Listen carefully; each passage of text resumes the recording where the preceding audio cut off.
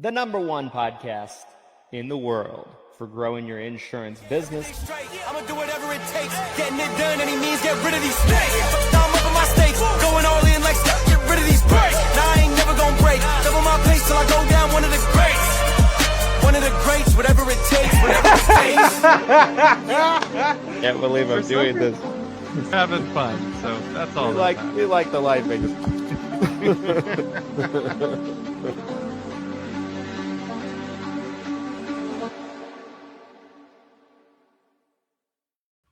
All right, everybody, welcome back into another edition of the Seven Figures or Bust podcast. And I would like to give a round of applause to everybody who has been a part of this show or watching this show since the beginning. Even if you just started watching recently, thank you for your support. Thank you to all of our team who's worked on the show. Thank you, Glenn, for being such a wonderful co-host. Why, thank you, sir. We've talked about this before. I wanted to mention this at the start. The number of podcasts, you guys, that statistically make it to 200 or more is less than 3%. I believe it was around 2% is the true number. So we are really in Wild. A rarity of category purely for length alone. Obviously, the quality of the show, that's subjective, but it is objective how far we've gotten. You can't take that away from us. You can't take that. You might hate the show. We got to 200, guys, okay? So, kaboom. Kaboom. Kaboom. This is a special freebie Friday. I want to mention this up front as well, okay?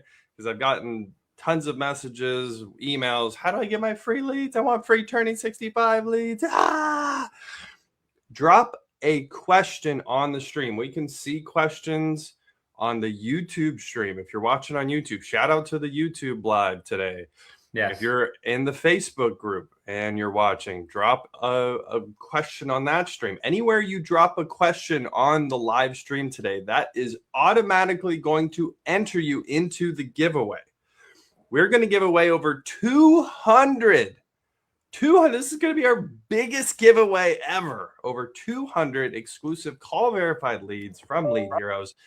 It is the last day of our promotion. So if you want to buy these now, before the end of today, there will be a link to grab those as well. That's our sponsorship today. You're going to hear a lot about those. We're giving away 200 of them. So drop a question. No matter where you're watching this, drop a question. That gets you in automatically. We want to split it 20 ways, so 20 winners. So your chances of winning are very high. However, it depends how many people submit questions. Christian, I want to start with a bet because I've been kicking your ass this year, and it feels so good. It feels so good. Well, I'm glad you've gotten to experience that for the first time. Yes, it is. It's new. It's brand new. Here's the bet, okay? I'm creating a line of 99.5 questions we get total on the stream today. Yes. Are you going over or under 100 questions from 100 unique people? So it can't be 10 questions from 100 questions from 100 unique people. Are you going over that or under it? Let's see. I am going over because I have faith in all of you. Okay. We usually in the past have not live streamed the show onto our YouTube channel. We put clips on the YouTube channel for those of you watching on YouTube. Appreciate all of you guys. We actually have a separate Seven Figures or Bust podcast channel that uploads the full length pods. But going forward, we're going to be live streaming them onto the YouTube channel. So if you do like today's show and you are watching on YouTube, this will be more of a regular thing. But no, I'm going over 100. I'm going over 100. I have. That's tough because I wanted to go over 100 too. So what's your guess? If you had to, where would you draw the over under? If you went higher, 110. I don't think it'll get any higher than that potentially, but maybe. So I could be wrong. So if I take 111, you're going under that. You'd go under. I would.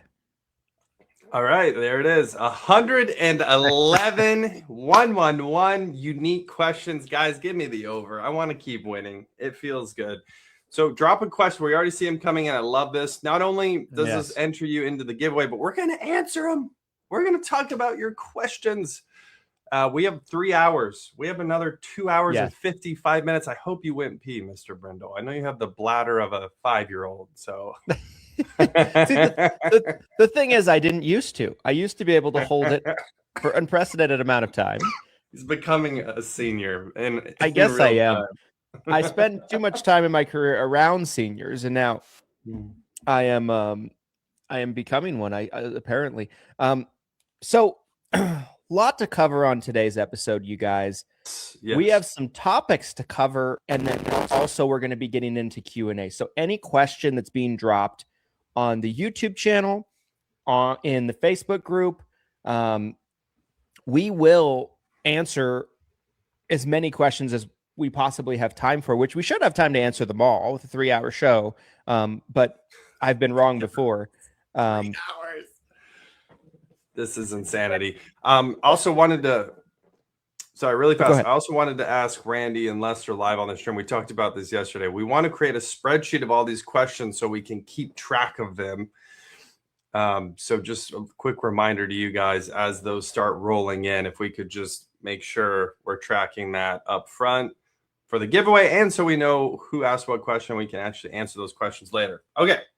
Yes. I think we've set the table, Mr. Brindle.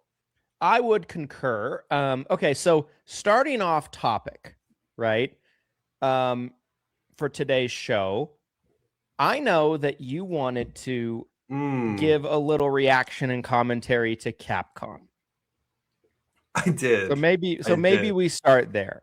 I think that's a great place to start. How do you want to start with this conversation?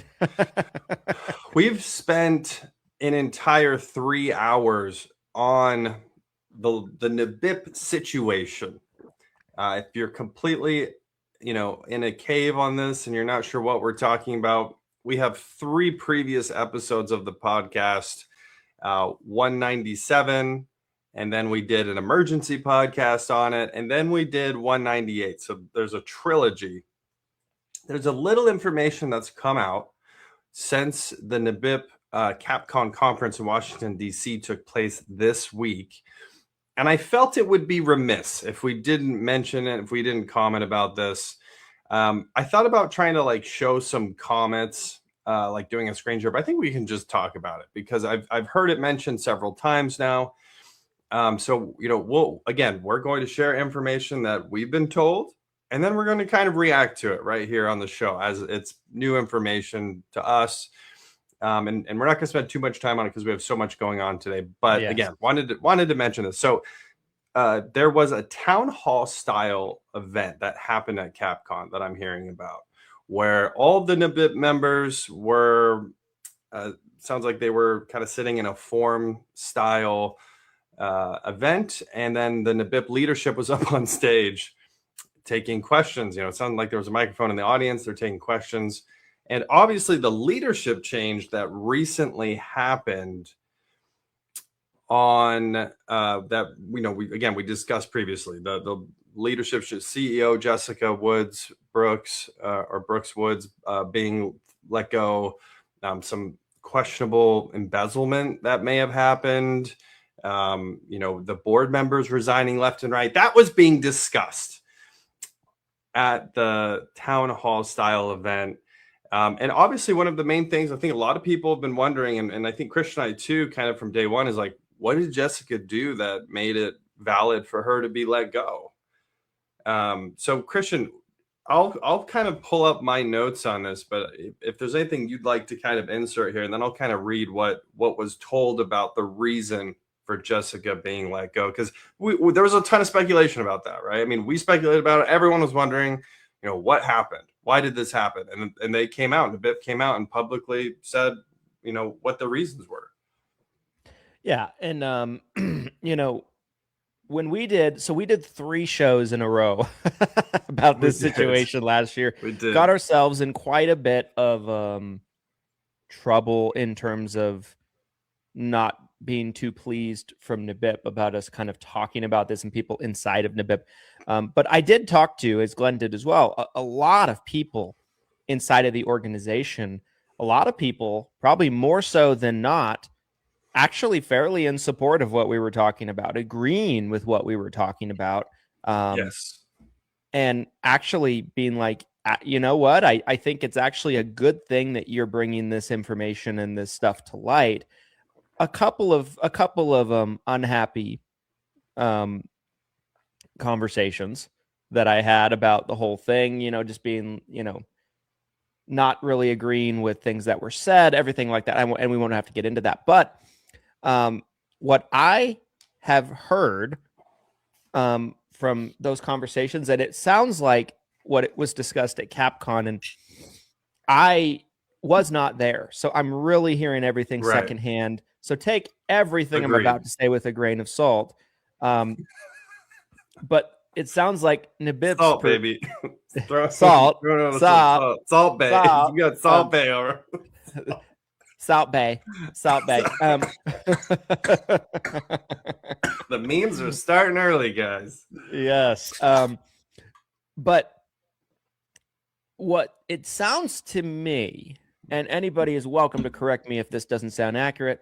Again, I'm really just speaking secondhand. It sounds to me that the NABIP position on the dismissal was basically spending a lot of money on things that weren't necessary, right? Like lavish travel accommodations, I'll read the exact wording I got, since I think we're about to kind of get into the specifics here. I think you're hitting it on the nose, but this is the notes I have. The issues that were publicly given for Jessica Brooks Wood's dismissal of CEO of NABIP this week at the town hall event during CapCon, issues on risk management, internal financial controls and compliance, lack of governance, for example, lapsed insurance coverages, gaps in financial access and reporting, and instances where approval thresholds were not followed. Which again, that sounds like another financial situation where Christian, if Christian's an employee of NABIP and I'm CEO and I'm saying, hey, Christian, if you spend over $1,000, you need to come get my permission as CEO. And I just was like, whatever, Christian, just keep hitting that card, baby. We're going to the moon. That's what I'm hearing from that. There was no public claims of embezzlement that took place though at the stage. So, okay. So that was the specifics, Christian. So you were mentioning lavish travel accommodations. That's not a stretch, I would say, based on those notes. What do you think? Well, that's what I kept hearing from people that I would talk to that were inside of the organization. Now, I'm sure if you talk to Jessica, she might say that's not true, right? Sure. And I without knowing the details, just speculating, I am sure that she's under an NDA. She probably can't publicly talk about this stuff, right? So one's to only wonder. The only side you're probably most likely going to be able to hear is NABIP's side. And so it's kind of interesting, but like that's the position that it sounds like they are continuously putting front and center, that this happened and change of direction was needed, et cetera, et cetera. Does sound like there was some fireworks though related to that at the event. Yes. Yeah. I mean, we were hearing a lot of, I guess you could call it an exodus of sorts that could be happening at NABIP right now, which obviously, I don't know who would be shocked to hear that there would be people leaving with the sort of chaos that's kind of been happening over the past few weeks, but it's been longer than that. And again, I really liked what we did in episode 198, the money trail, because I think it really paints the picture. This isn't like right now we're talking about recent events, but the past decade of leadership at NABIP objectively financially has been atrocious. That's public information. Christian and I really dotted our I's and crossed our T's on it. We went from 2014 to 2024. So I guess, like, in Jessica's defense, I am like, maybe this has been a long history of this type of activity where people were loose with the money. And now it's really being scrutinized. Again, that's my devil's advocate pitch for what happened to Jessica. Is this has been the norm for the past 10 years, but now we're going to pull the reins in because we're being publicly scrutinized. You know, I don't know. That's, again, kind of more speculation.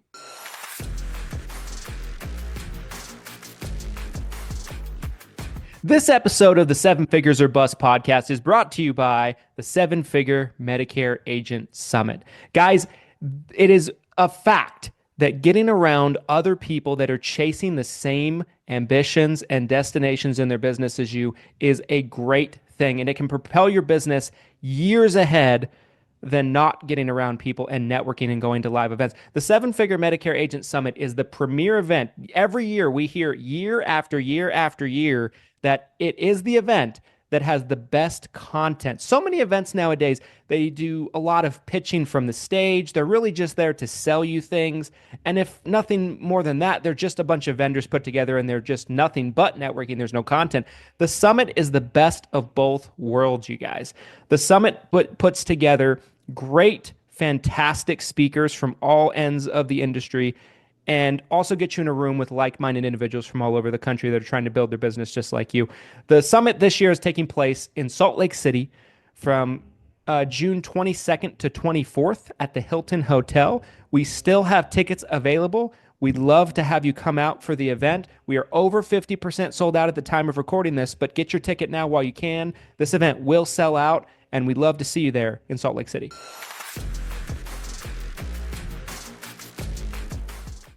Yeah. And if anybody is interested to kind of know the full story and everything like that, you can go back and watch those episodes.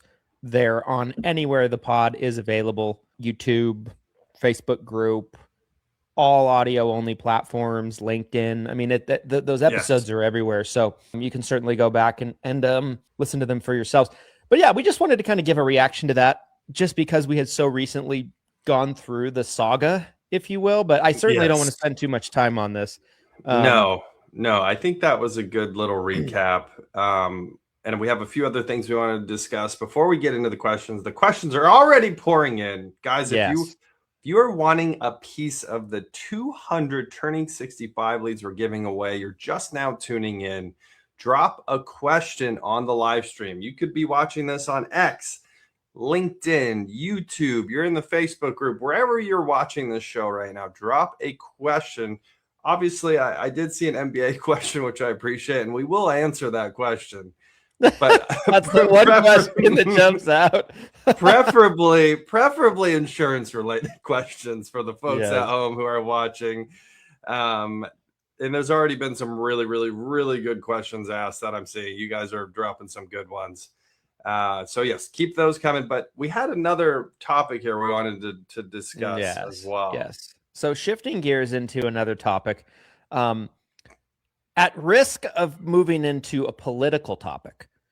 Now, this isn't political from the standpoint of taking any kind of political positions, but I do feel like it's appropriate because one thing that we've been known to do on this show is to discuss things happening in the industry as they relate to politics, right? Like what is happening politically that's affecting our industry. Yes. And many of you probably know this week there was the State of the Union address by the President of the United States. And while I don't really have any desire to go through a whole bunch of it with you guys, there was a short part of it that was referencing insurance companies. And it definitely jumped out at me. So what I'm going to do here is I'm going to share my screen and we can just kind of dive right in and we're going to react to this, okay? Because I haven't seen this too, so this is a genuine first reaction. I did not see any of the State of the Union this week. Now, to set the table, set the dinner table as you would, kids, set the table. Dad's got a hot turkey coming out of the oven right now. Kids, grab the silverware, kids. Get my carving knife. It's Thanksgiving.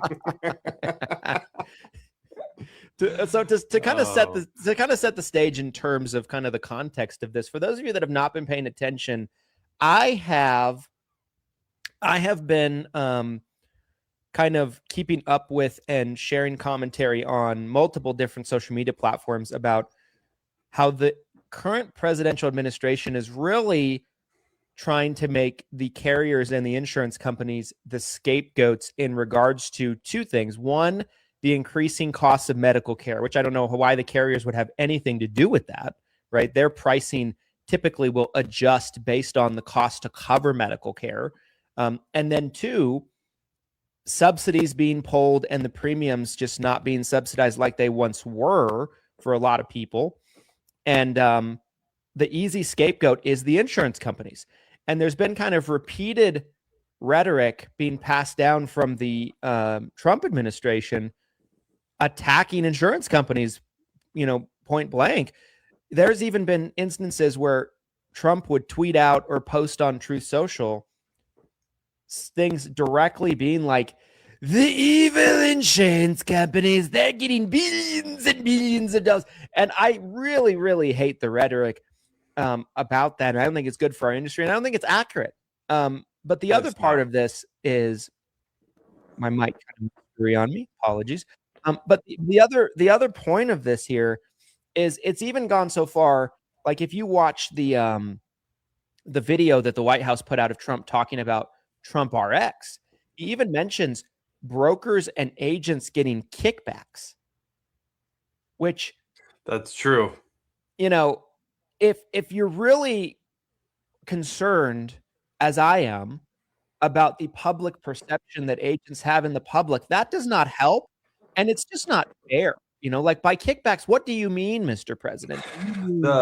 So we got into a bit of a comment battle on social media around this topic. We had a post in the group that really blew up about that specific phrase, that Medicare agents are getting kickbacks. Some people thought it was kind of a nothing burger, but personally, I think kickback is typically associated with an illegal payment. That is essentially the literal definition of what a kickback is. Yes. Is you are getting compensation that is not legally being supposed to be legally given to you. So that's like, it's one thing to try to paint the insurance companies as evil. Like that's one thing. I'm not a fan of that. But then I think to say that we as agents and brokers are getting illegal payments, to me, that is like a level 10 on like, what the hell is going on? Like that is not what we should be saying. And in my personal opinion, right, regardless of political affiliation that you might have, I totally believe that it is political pandering to try to point blame in a different direction because they can't figure out this whole mess with ACA, right? ACA from the beginning is a program that cannot survive unless it gets massive amounts of government funding in order to prop it up, right? It's a broken program in that way. And so now that the government doesn't want to pay for it, but they can't come to terms on what another alternative solution is going to look like, nobody knows what to do. Everybody's got their hands in the air, and it's just easier to deflect blame in order to try to publicly sway perception and potentially not get killed in the midterms, right? That's what I feel like is going on. Well, yeah, I mean, think about it though. Like if you focus grouped two strategies, one was trying to pitch a fix to the ACA, and the other was I'm just going to shit on insurance companies and say they're evil and agents are evil. What do you think the focus groups are going to probably have oh yeah, I agree with that. Like I'm sure that's probably where a lot of this came from. It's a political pandering. They're trying to get reelected as midterms as a whole, not just Trump. Obviously he's not up for election in the midterms. So anyways, yeah, let's get to the clip. I think this is great. Okay. Last thing I want to mention on here, right? So he doesn't mention anything about agents in this clip, but he does go after directly insurance companies. Huge amount of people watching. Anyway, we'll kind of break it down, but here we go. Tell me if you can hear it. Which was very high, is starting to come down significantly. Just hold on a little while. We're getting it down. And soon you will see numbers that few people would think were possible to achieve just a short time ago. Nobody can believe when they see the kind of numbers, and especially energy, when they see energy going down to numbers like that, they cannot believe it. It's like another big tax cut. I'm also confronting one of the biggest ripoffs of our times, the crushing costs of healthcare caused by you. Since the passage of the Unaffordable Care Act, sometimes referred to as Obamacare, big insurance companies have gotten rich. It was meant for the insurance companies, not for the people. With our government giving them hundreds and hundreds of billions of dollars a year as their stock prices soared 1,000, 1,200, 1,400, and even 1,700%. That's true, Donald. That's true. Like nothing else. That's why I introduced the great healthcare plan. I want to stop all payments to big insurance companies and instead give that money directly to the people so they can buy their own health care, which will be better health care at a much lower cost. Oh, boy.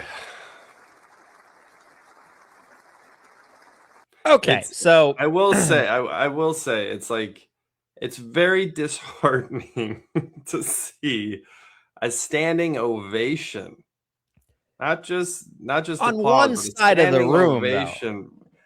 Yeah, but the fact that, and I get it, like this has ultimately become like a political identity game. Like they're supporting their guy, they're supporting their team.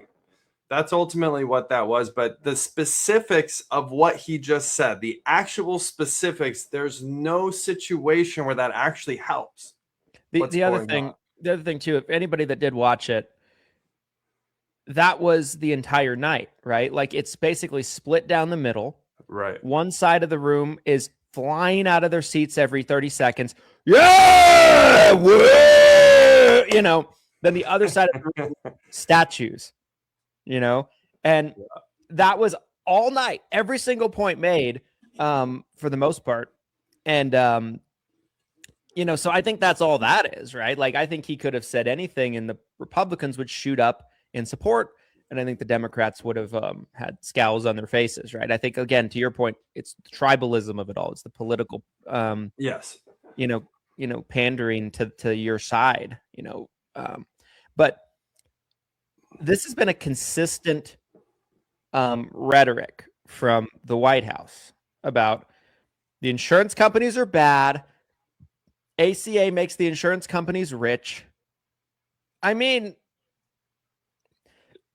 I don't know about that. The other thing is, we're gonna give you funding, and you're gonna go use it to buy your own healthcare. This is the craziest thing to me. Like I'm sitting there screaming at my TV at this part.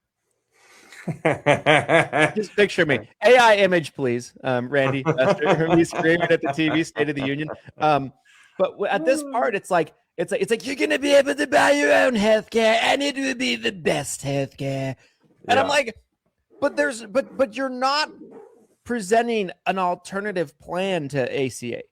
So if ACA is largely what's available to the masses, you take that funding and you go buy ACA. So instead of giving that funds directly to the carrier, you're giving it to the person, and then the person gives it to the carrier, but you're giving far less money than you were before.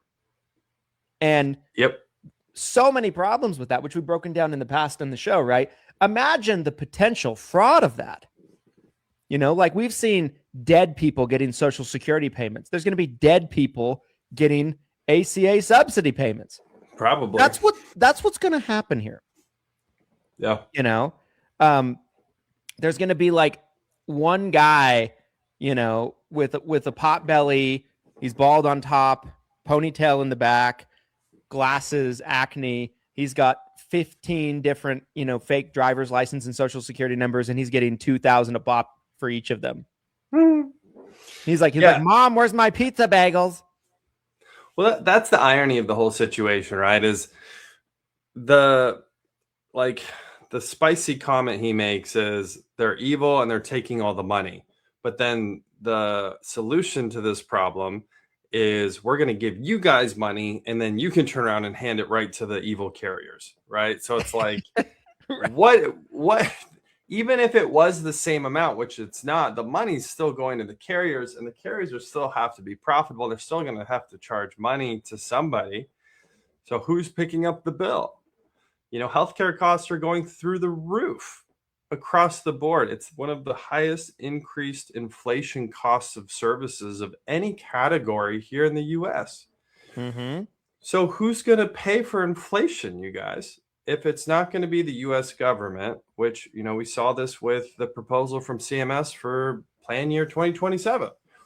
They don't want to increase their compensation to the carriers for Medicare Advantage beneficiaries. They're looking at essentially a 0% increase comparatively to other years where they've done a 3 to 6 or 7%. I think it's fluctuated quite a bit. We've talked about this before, but it's kind of that same concept, but for ACA. You know, they're like, we don't want to pay anymore. It's like, okay, well, who's going to pay? Who's going to pay the carrier? I acknowledge that ACA's got a huge amount of problems. I think from the beginning it's been an unrealistic long-term model because it does, like I mentioned at the beginning, require a huge amount of financial assistance from the government to even work. And, you know, if the government doesn't want to provide that government assistance, that's fine. But there needs to be another direction that we go, right? Because the carriers are still bound to follow the regulations and the laws of ACA, right? They still have to have the plan structured a certain way to follow ACA. They still can't charge health questions. They still have to not have these plan limitations that they maybe once had. But, you know, so the carriers are still following that. But the funding is not being presented like it once was. And so it's just not a sustainable model in that way. Yeah, there's some tribalism in the comments already where people aren't even listening to what we're saying and they're just I wouldn't expect any less. Just keep commenting. I don't care if you listen. I'm just reading one of these comments. I'm like, did you even listen to what he said? You're just picking a side. That's certainly not, but that's okay. The biggest, but again, that circles back to ultimately what is like the biggest problem here is that we've become so entrenched in our political identities that the idea of actually solving the problem is irrelevant. Like nobody cares or wants to solve the actual problem. It's all about they just want to hype up their base. Yeah, I want to point blame and I want to hype up my base and I'm just marketing for votes in the next midterm or presidential cycle. Like it's a constant 2-year cycle of how can I hype up my base? How can I make the other political spectrum look like they're evil? It's just so it's so disheartening, honestly. You know who I loved that I felt like potentially had actual problem solving behind them was Andrew Yang. Didn't Andrew Yang, when he first came onto the scene, he would seemed like the type of guy, like we need like an Elon Musk type brain in the political office. I want to see someone come in who actually wants to solve problems, not just talk about it, not just do this hype. Let's actually solve the ACA problem. Let's actually solve, you know, CMS compensation to, you know, like let's actually fix some of these problems. But instead, it's this political identity battle. It's very disheartening. The part, cause by you. I literally puts and looks at me. He's like, you guys. That was all night. Oh, that was script. Yeah. That was like all night.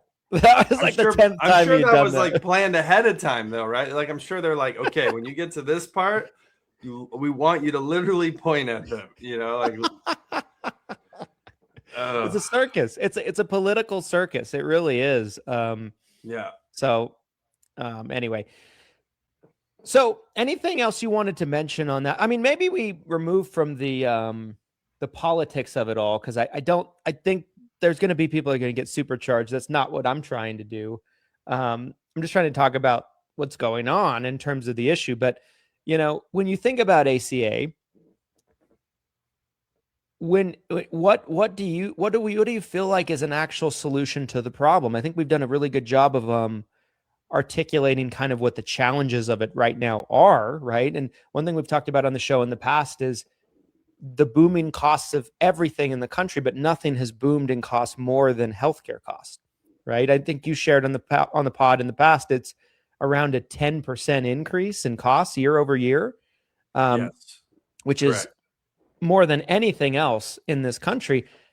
But then, if the carrier's funding that they desperately depend on based on the model of insurance plans that's in existence right now, if they're dependent based on that model, based on the creation of that model when it was put together on government assistance for it to work, to prop it up, and costs are soaring at a rate we've never seen, and the funding is essentially curved, what's the solution here?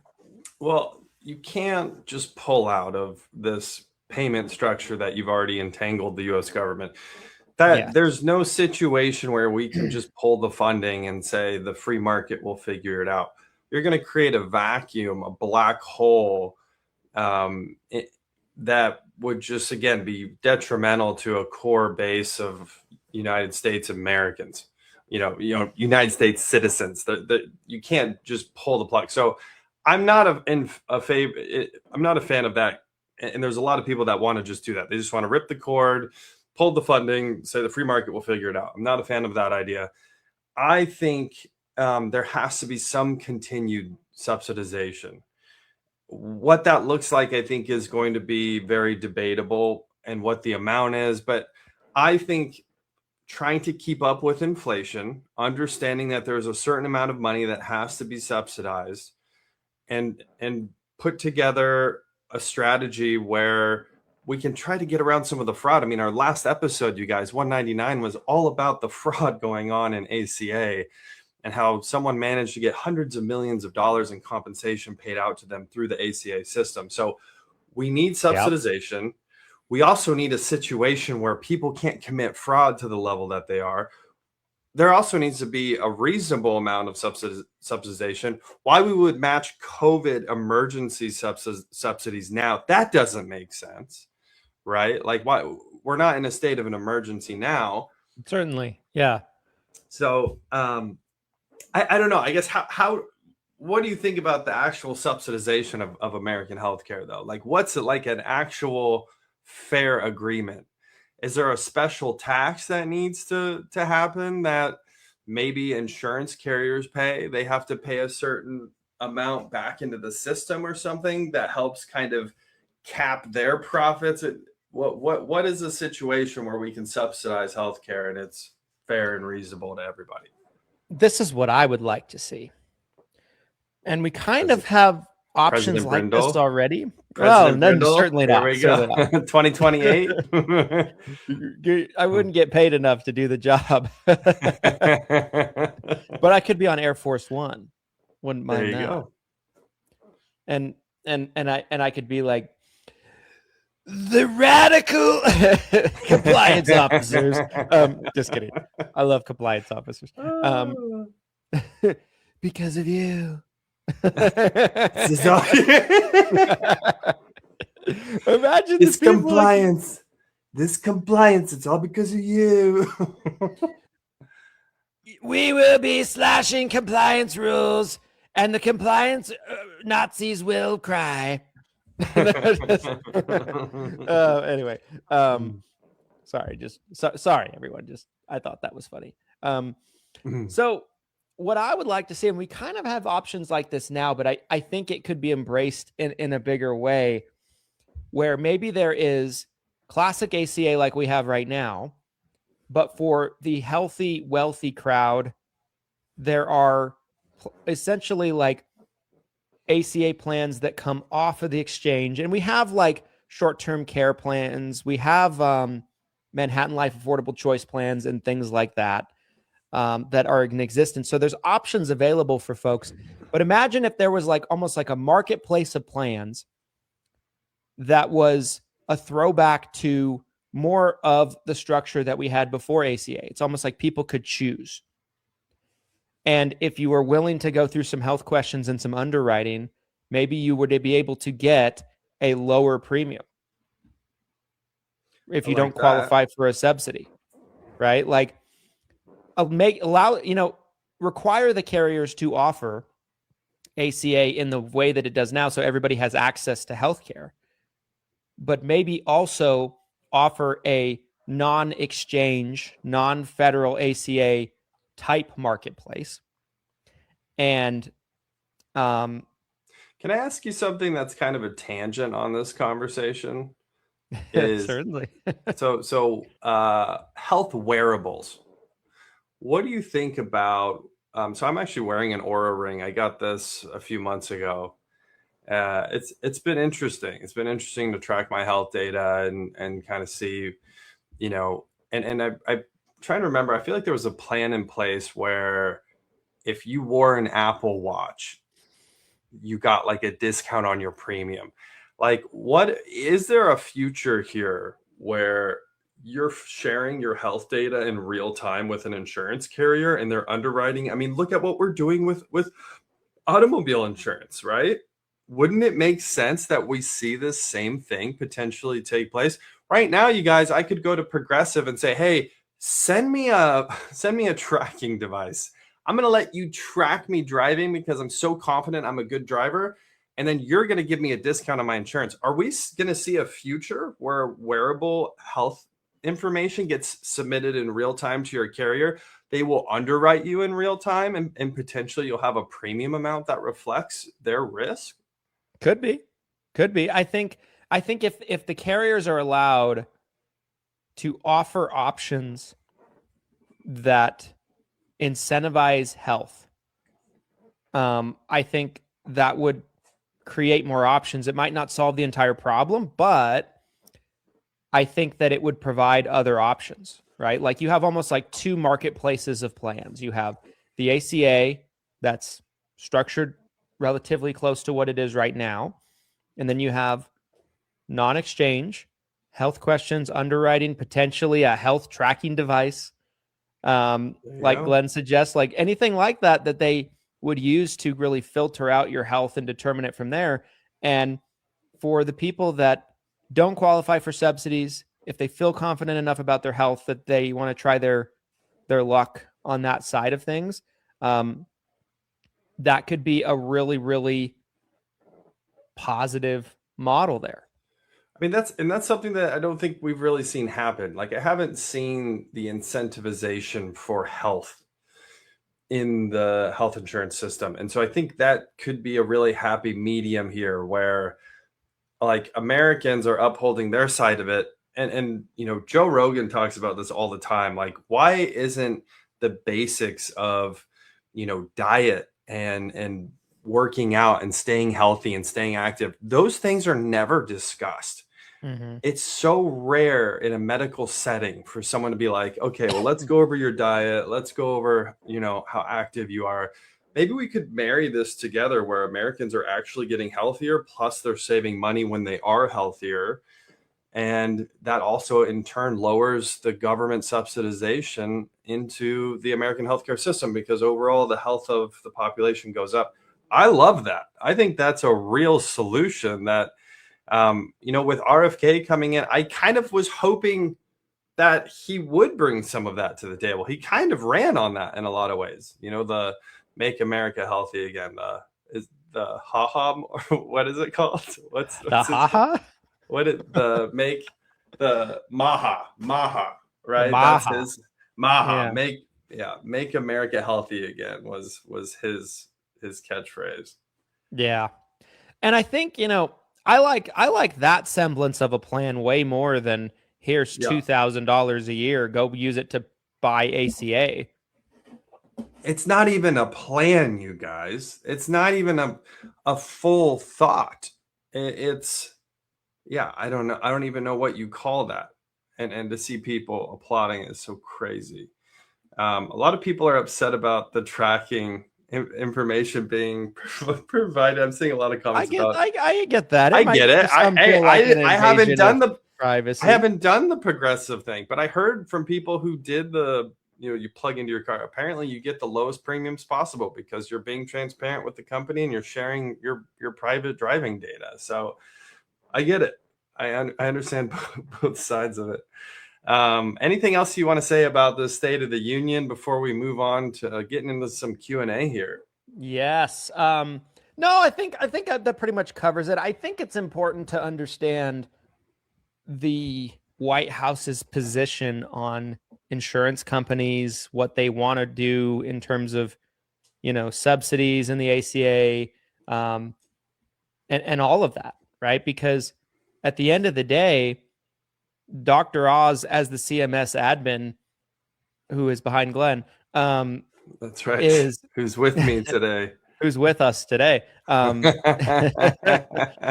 He is, at the end of the day, he answers to the White House, to the presidential administration. He's an appointed position. He works for the president. And if that is their positioning, they're probably going to follow that lead. So I think it's important to kind of keep in mind. All right, let's move into questions, shall we?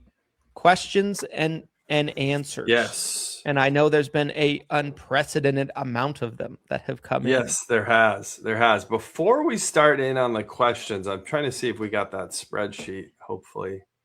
Boom. Virtual assistants, you guys. Magic! It's in the Teams chat. I'll send this to you so that way you have it as well, sir, so we can stay on top of these questions. But before we get to our Q&A segment of today's episode, I wanted to remind you guys of today's sponsor.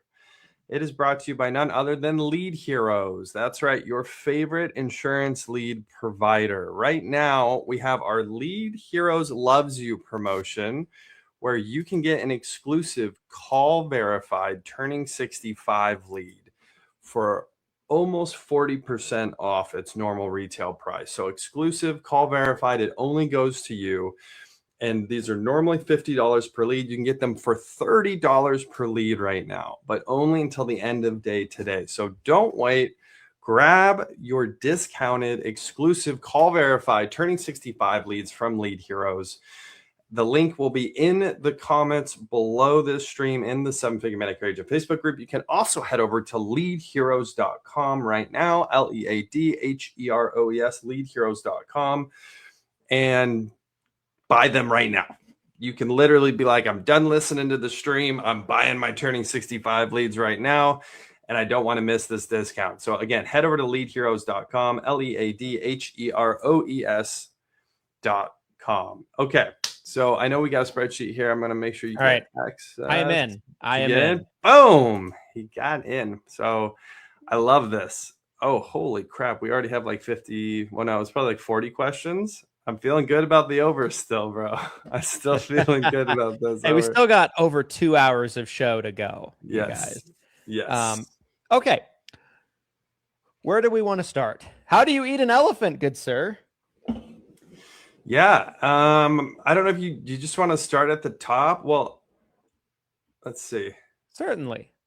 That's a nice way. Yeah, let's just start at the top. We'll keep this simple. So Dave, shout out to Dave. How quick is the turnaround for purchases of leads? Our first question. Again, guys, want to recap too for the giveaway. If you drop a question on the stream, if you're watching live right now, that automatically enters you into the free Turning 65 Leads giveaway.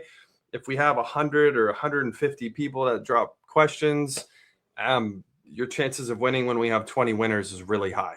We're talking over a 1 in 10 chance, I think, is what your odds are going to be. So drop a question and we'll answer it. Okay, so starting at the top from Dave, how quick is the turnaround for purchases of leads? So at Lead Heroes, it's about a week. So about 5 business days is the standard turnaround. Sometimes it's a few days shorter. Sometimes it's a few days longer. It just kind of depends. But that is the typical turnaround. Can you filter by state? you can. And that's actually with the Turning 65 leads specifically, we typically recommend picking by state. This is actually a separate person who asked that question. Everence, thank you for listening. And again, if you go to leadheroes.com, you can actually see there's a category where you can just list the area, including just the state.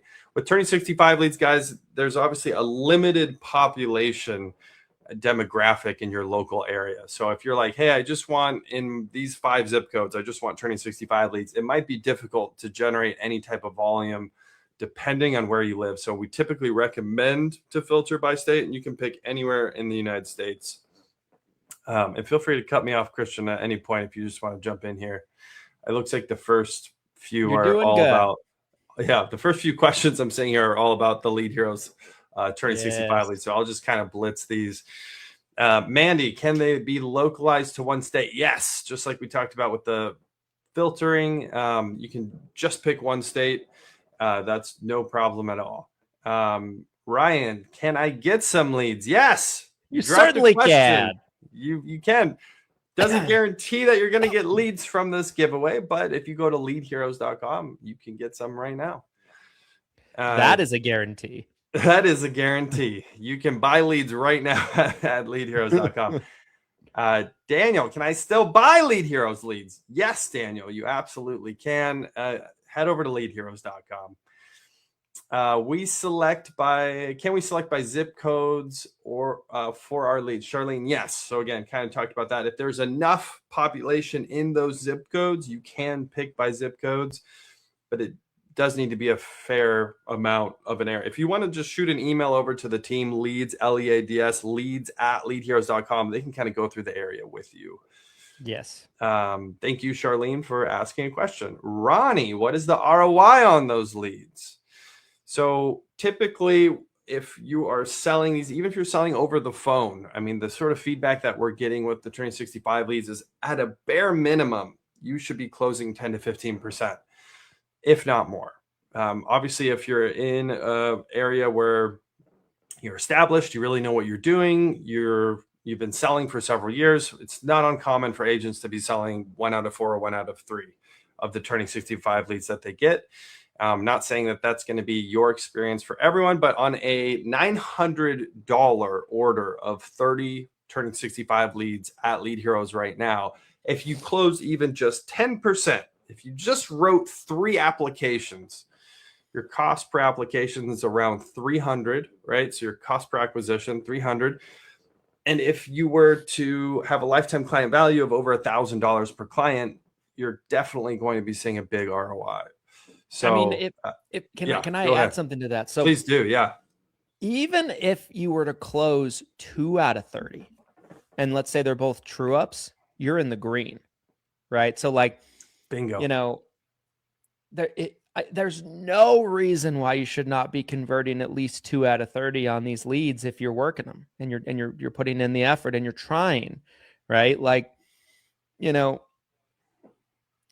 I feel like I could toilet paper all these houses and I'd still have a better chance of closing 2 out of 30 than 0. You know, like that's hilarious. They'd be like, "Who are you?" I'd be like, "Oh," I have like a ski mask on.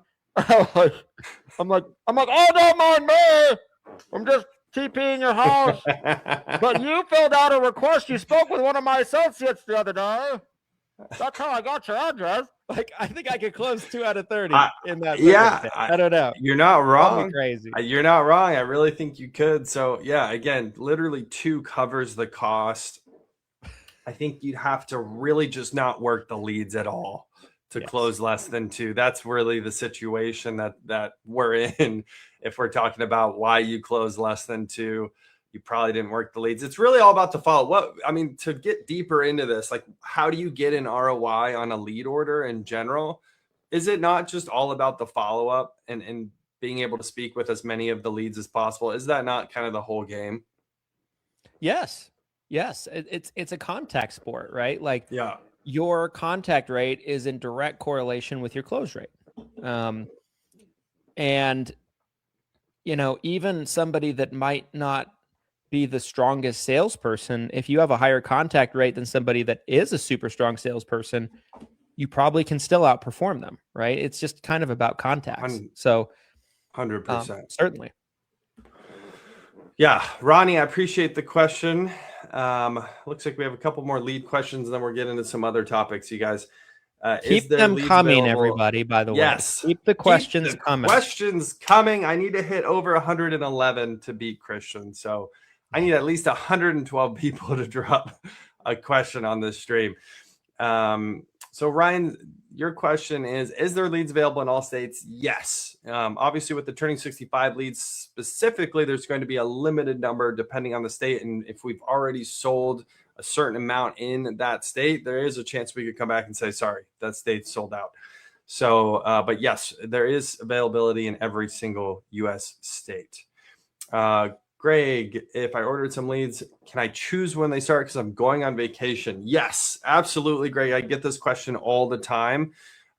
If you want to take advantage of the discount right now, or you're buying something else like preset appointments that aren't even on a discount and you just want to set it up ahead of time, yes, absolutely. Reach out. We can structure this. We can try to pick the exact date and time that the leads will start or the appointments will start.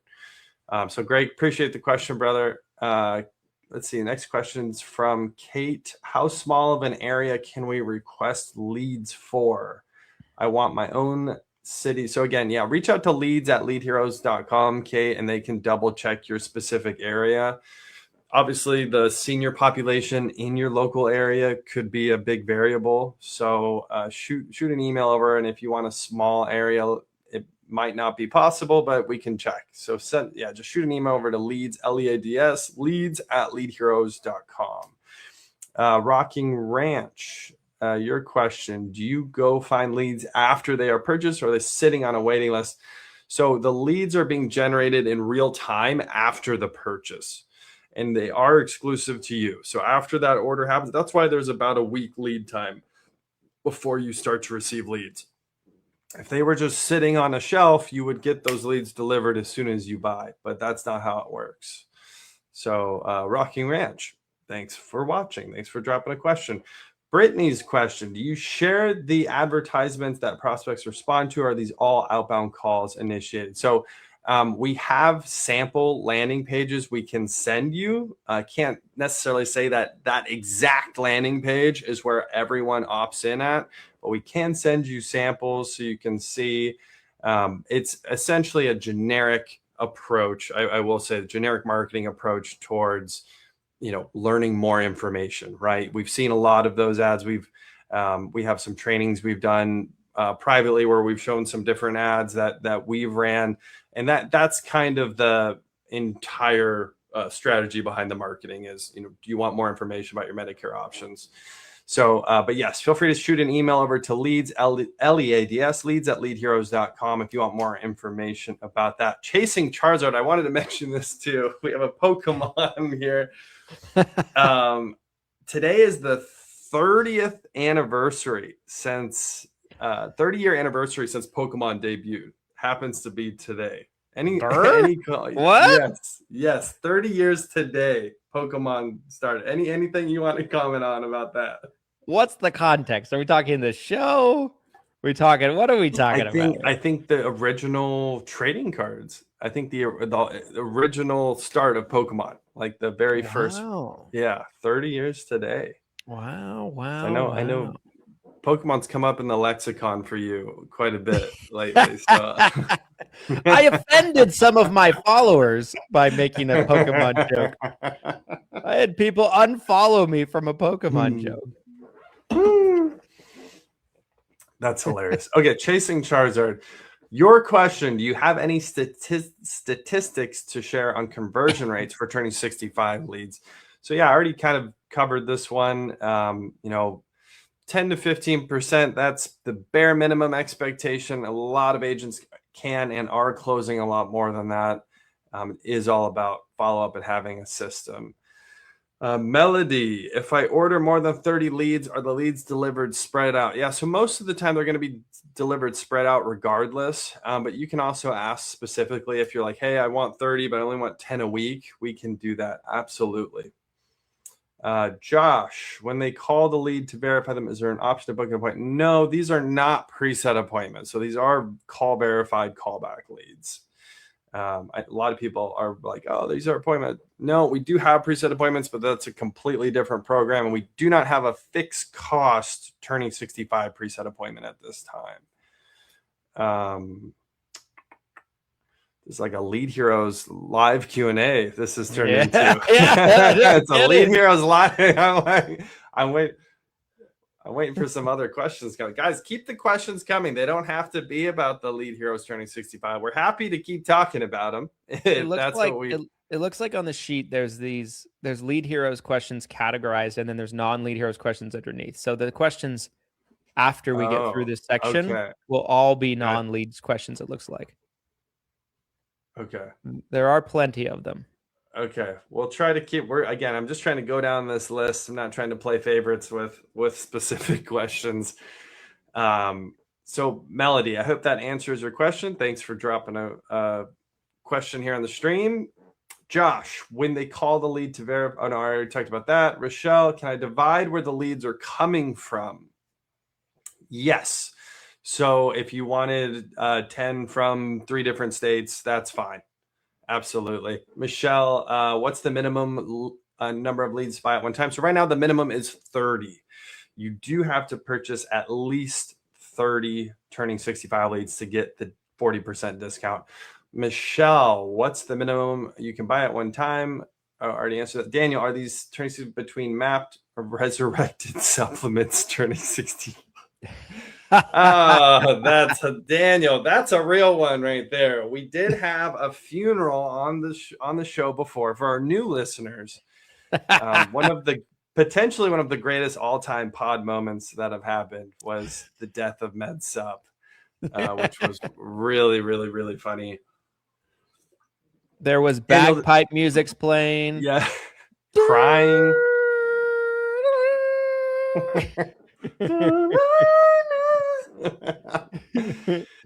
But yeah, Daniel, to answer your question, it could be a med sub, it could be MAPD. It's not a specific one. Again, kind of a general information about understanding Medicare is what they're opting in for. Ultimately, it's going to be predetermined, I think, more by income and area. If they're in an area where there's not a lot of Medicare Advantage and they have income, probably going to end up being med sub. But hopefully that answers your question, good sir. Gulf South Financial, what is your opinion about the rest of? Okay, here we go. Here's a new one. We're out of the Lead Heroes woods, you guys. Thanks for staying with us. All right.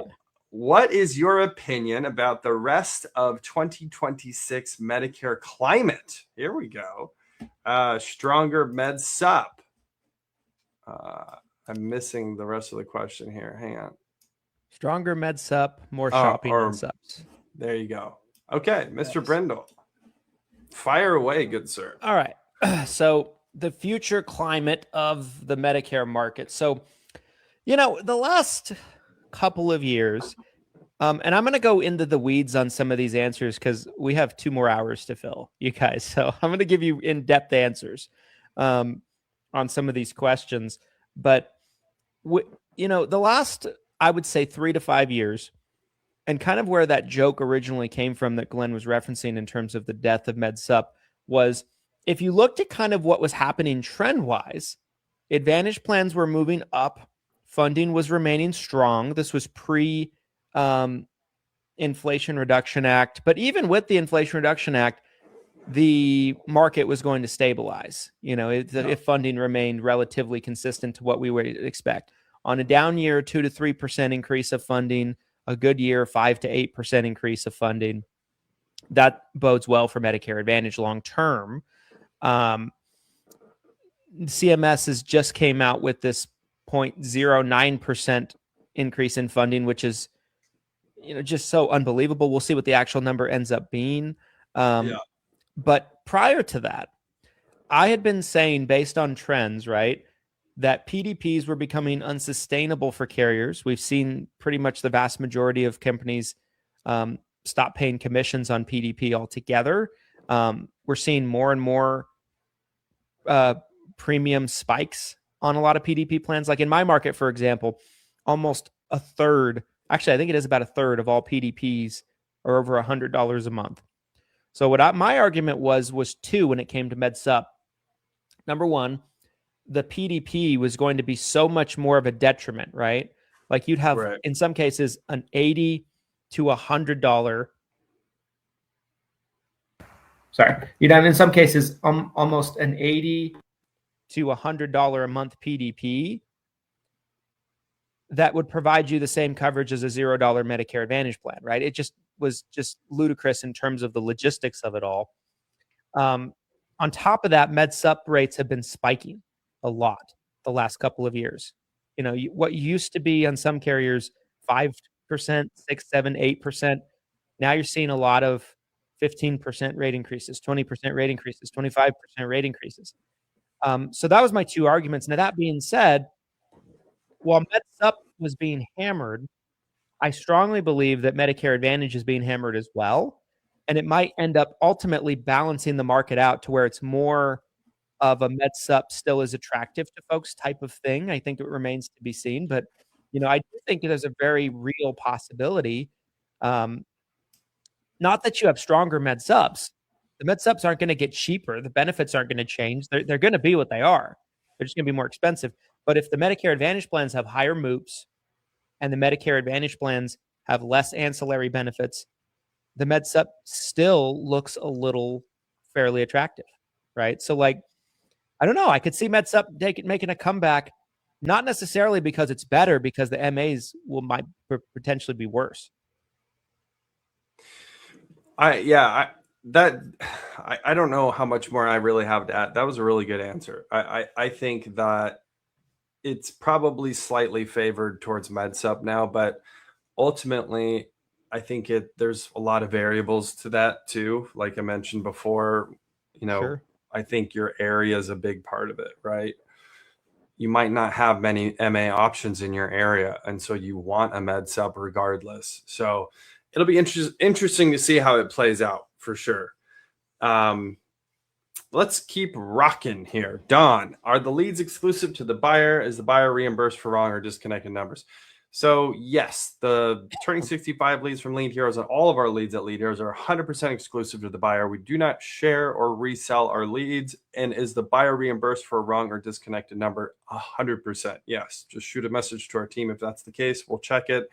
And either a lot of times it's just the number was either somehow transposed wrong or somehow the number we called wasn't the number that you were given. That's typically what happens. So a lot of times we just correct the number, update the number. But if it is a situation where it's a disconnected number, then yes, we would reimburse or replace that lead. They're all call verified. So again, we spoke to them. This isn't just a random internet lead like a lot of these other lead companies are giving you. That's why we don't have to worry too much about wrong or disconnected numbers. Don, thanks for listening. Thanks for dropping a question. All right, here we go. This is a great question. Before we move on, anybody that's tuning in new, be sure to drop a question. You'll be entered into the giveaway where you could potentially win free Lead Heroes Turning 65 leads. We are picking a huge amount of winners.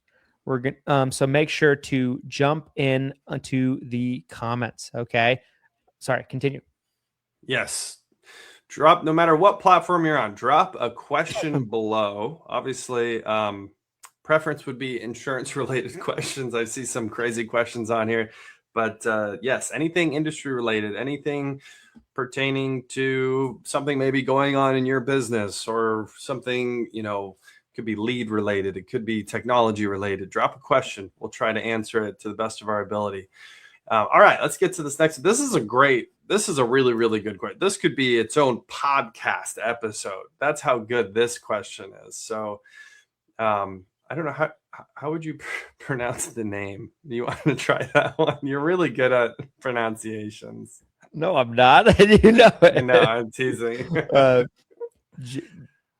Johans? Yeah, I think that is Maybe? Johans Dash Ubera. Yeah. First of all, I hope we pronounced your name right. If we didn't, we apologize. that's hilarious. As a new agent, what are the top 3 habits or skill sets that I need to develop to become a top producer? Woo! By the way, only a top producer is asking that question. So if you're not actually making the top producer money yet, it's coming, because this isn't that good of a question.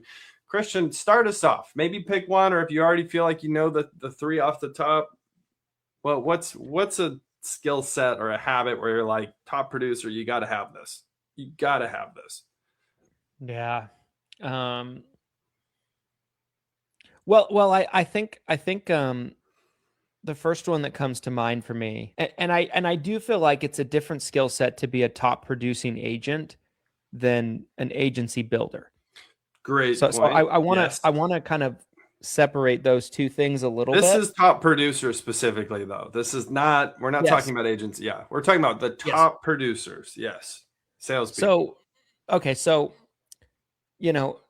as an individual agent in my day, I was probably in the top 1% of agents in the country as a producer. And I feel like when I reflect back on what helped me do that, I think the first one that comes to mind for me is consistency. Because I had, and it might sound rudimentary, but let me kind of explain a little bit. Let me go down a journey with you on that. Here we go. Seatbelts, everybody. Seatbelts. Story kids. time. Gather around the campfire, Gather- kids. You can have another marshmallow. But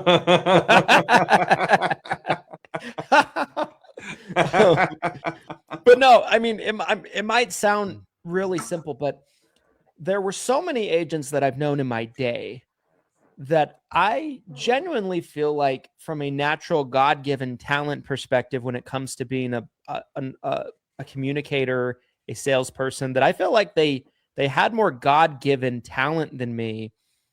But what I had that they didn't is I was working all the time and they weren't. They were working sometimes.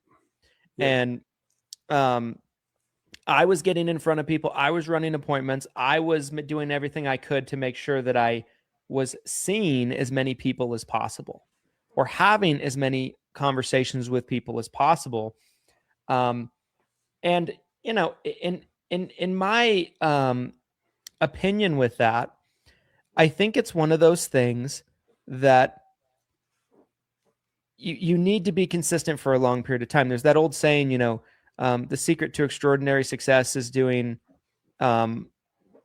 on ordinary things an extraordinary amount of times, right? And I really think there's a lot of boring things that you have to do over and over and over again to really be a top producer. That's not necessarily sexy or anything like that. That's not something that people want to hear. It's not going to get clicks on social media. It's not going to make a great training that you'll buy, right? Everybody wants a quick fix. So that's my first one for me. I don't know if we want to hot potato them back and forth, or like you give 3, I give 3. You said so is work ethic kind of your number one then? Is that you would say? I mean, consistency. I think you could put them together. Consistency, work ethic. They probably go hand in hand. That would have been my number one, is work ethic, because whether you're mediocre or you're a great salesperson, if you're not going to put in the time, if you're not going to actually do the work, it's almost irrelevant at that point. Nothing else really matters. Like, you have to actually be willing to work, because top producers are grinding. They are robots. I have seen them up close many, many times. Was I a top 1% agent? I don't know. Probably not. I probably wasn't a top 1% agent, but I also wrote close to $500,000 in life premium on my own pen over about 3 years. So it's like, I definitely wrote a lot of insurance. I understand what it takes. And you have to basically just wake up and understand, I'm going to work for 12 hours today. And that's it. Like that. So yeah, work ethic and consistency. Absolutely. So number 2 for me would be systems. I think every top producer that I know has some type of system that they're utilizing, even if it's a really, really basic system. It's a spreadsheet. It's a really basic CRM. It's a system of, I have an appointment setter, and this is what my appointment setter is doing. It's, again, a lot of times I think the top producers have several systems. It's not just one system that's they're leveraging to make them success, but it's really, and it kind of goes hand in hand with the consistency, right? Is having a system in place, a technology system behind you that can really help leverage your time as an individual producer. I think that's huge. So you could say CRM is kind of the other word for system here, is having something in place where you can really be held accountable, hold the marketing accountable, making sure the numbers, knowing your numbers, knowing your KPIs. That would probably be my number 2. What you got another one? Yeah, I mean, I could go the rest of the show on this, Yeah. This is a big topic. This is a great question. No, I like that one. I think systems. I think you have to have like a repeatable process that you do over and over again, right? Like for some agents, they have a really good market for direct mail, and they'll drop direct mail, and they have certain days that they'll call and make appointments. They have certain days they'll go out into the field and run those appointments. Other systems could be an appointment setter, like Glenn said, right? But I do think a process that gets you in front of people that is not guesswork, that without a shadow of a doubt, you can get in front of minimum XYZ amount of people, right? And it's repeatable. It's not just repeatable, it's also predictable, right? Yes. And so I think that's a really good one. The third one, I guess, for me would be, I think that the best producers I've ever known understand that they need consistent lead flow. They have to have consistent lead flow. You have to have something that is like a faucet that you can turn on at any given point to get leads. And every type of top producer is different, right? Like we have a lot of top producers that consistent lead flow comes from lead heroes. Like they're buying on a consistent basis. They're buying every week. They're buying every couple weeks. They're buying every month because they know they just need to have XYZ amount of leads. They know their numbers. That's probably a number 4, right? Knowing your numbers. Like if I get 100 leads, I know I can get 15 new clients or 20 new clients or 25 new clients or anything like that. But maybe it's not necessarily buying leads. Maybe you're generating your own leads. Maybe you're running ads. You're generating leads yourself. Maybe, I mean, and I don't believe that building, for most people, there's exceptions to everything. It's probably the exception, not the rule. I don't believe like building networks of referral partners is usually the best way to becoming the type of producer we're talking about on this. You need consistency, and you need something that's predictable. I don't think referral partners are necessarily predictable. Now, there's some exceptions to that. There's been a couple agents that I know that built such a good, amazing network of referral partners that they just are swimming in business. But I don't think that's the vast majority. I think that's like 1% of people that build their business that way. Not to say you shouldn't build referral partners. That's great. But you need predictable lead flow. And you need to know your numbers in terms of how many leads you need to get this predictable lead flow. Well, let me tell you guys, Lead Heroes exclusive, call verified, turning 65 leads, give you predictable lead flow.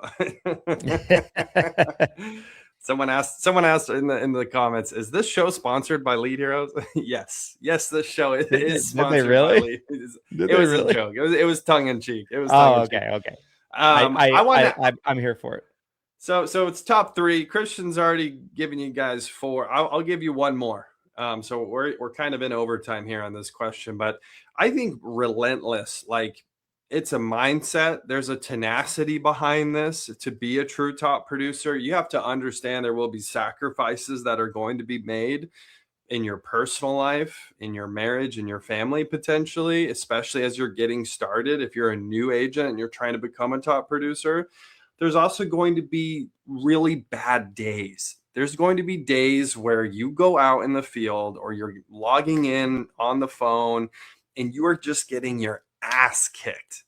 I can't tell, like, I can close my eyes and I can feel it. I can feel driving home after working for 12 hours and not making a single sale and blanking on a 12-hour day. And I'm thinking about the gas money I spent. I'm thinking about the time I missed out with my kids, my family, things I could have been doing. It's a low. You're really low but again, you work through that and you start to get better and better and better. And then those become few and far in between. And now all of a sudden you're crushing, but it takes a relentless mindset. You have to have an energy. You have to be a bit of a freak of nature. And I think Christian has been a great example of that. I'll tell you guys, I've been working with him very closely now for years. He is a freak of nature behind the scenes with work ethic. Like, it is literally just, he is a machine. He's a robot. If we took a layer of flesh off, we'd probably see titanium under there. It's just the Terminator. So that's my number 5. I appreciate that. Can I expand just a tiny bit on that? Because that got so much juice going in me. I think on top of that, you got to have a lot of grit and toughness. You have to be willing for people to waste your time. You have to be willing for people to tell you no a lot. You have to be willing, like, let's say you close 20% of a lead order. That's a great ROI. It's also a really good closing rate, right? Yes. That means you're getting told no or not having a conversation on 80% of your attempts. I love that point. I bring this up all the time. This is great. So, like, you got to be tough. How often do we see people order a batch of leads and they get 20, let's say, or let's say they get 30, like the minimum. They call 3, the 3 don't go well, and they're like, these are not so good. Yeah. I'm not going to make a sale. Why would I call anyone else? I've already called 3 people and only talked to 1 person. I don't want to call any more leads. 2/3 of my calls were voicemails. What do you have to say for yourself? You know, like we just had this happen. It's like you got to be a little tough. When I was starting, and one thing, Glenn, I would love it if you could convince my wife, use your powers of persuasion to do a video with me and talk about the early years of If you guys would like to see that, let me know. I'm trying to get her to do it. She doesn't want to do it. She doesn't want to do it. She doesn't want to be on camera, but I'm like, you've seen a lot. Anyway, but like, you've seen too much. I'll never forget, right? Like, when I first started buying leads in the early days, I was buying shared leads with a company called NetQuote. They changed hands like a million times, all web leads they became, but they were NetQuote at the time. And I could get a lead, I want to say, for like $8 or $9 a pop, but they were shared. They advertised them as sharing with 5 agents. They were really sharing them with like 100 agents. You know, I don't know how many. It was a huge amount. I called one of those leads 15 times before I sold it. Do you know the percentage of agents that are willing to call a lead 15 times? That's what I'm talking about when I say he's a freak of nature, you guys. The vast majority of agents that, like, if I could give you, and I know this from people smarter than me. This isn't like me telling you my own experience. This is what I've been told. I went to LeadsCon. This was spoken at from the stage. They did this huge study on leads. One of the big marketing companies. They said that when they looked at the numbers, 1/3 of the leads never got called. Not once. 1/3 of the leads. They did a study. It was like 50,000 salespeople they followed. So 1 out of every 3 leads never gets called, not even one time. 0 contact attempts. Another 1/3 only get contacted once, one time. These are the stats we're talking. 2/3 are either not being contacted Or they're called only being contacted one time. And Christian called 15 times. So you tell me, where do you think percentage? And according to the client, I was the 20th agent to call because it was shared, right? Right. And I still sold it. You know what I mean? Like tenacious, relentless Dedication. is the word. Relentless. We probably spent enough time on that question. We gave a lot of value there. Hope you guys. We just did a mini pod inside the pod right now. We're going layers deep. Yeah, that's a really great question, though. I love that. Guys, if you're just now tuning into the stream, we are answering questions on this 200th episode of the Seven Figures or Bust podcast. We're giving away 200 Turning 65 leads from Lead Heroes, 100% free. All you have to do is drop a question on the stream anywhere you're watching it. You could be on YouTube. You could be on LinkedIn right now, you guys. Shout out to all of our great LinkedIn followers. We appreciate Shout out to you. my LinkedIn. Shout out to my LinkedIn. Probably my favorite part of the podcast this year so far. This unhealthy obsession with LinkedIn that came out of nowhere. I love all of you on LinkedIn. Christian's just in the corner of his office for about a third of his day, just like staring at LinkedIn. He's like, how do I grow you bigger? I want more LinkedIn followers. How do I make you mine?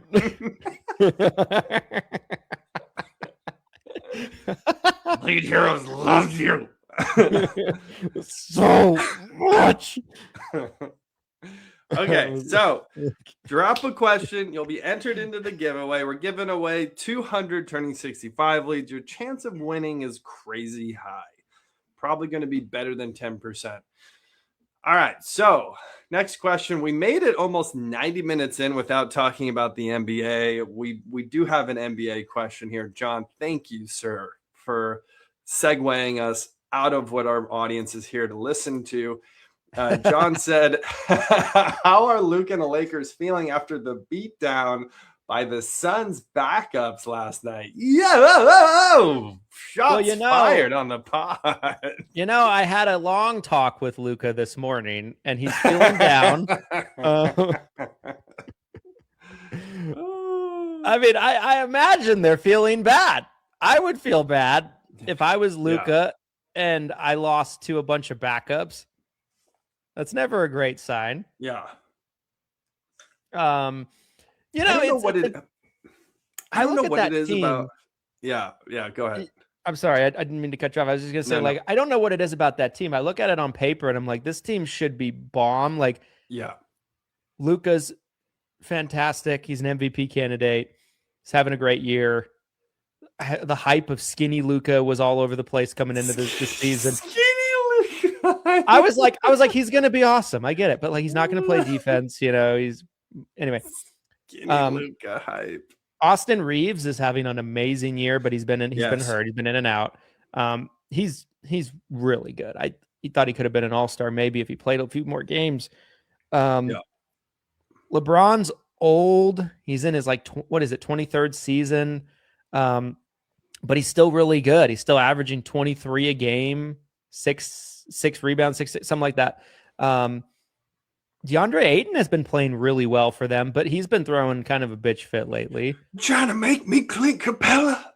I'm not Clint. I was dying. Clint Capella's better than you, bro. I'm sorry. Dude, I lost my mind when I saw.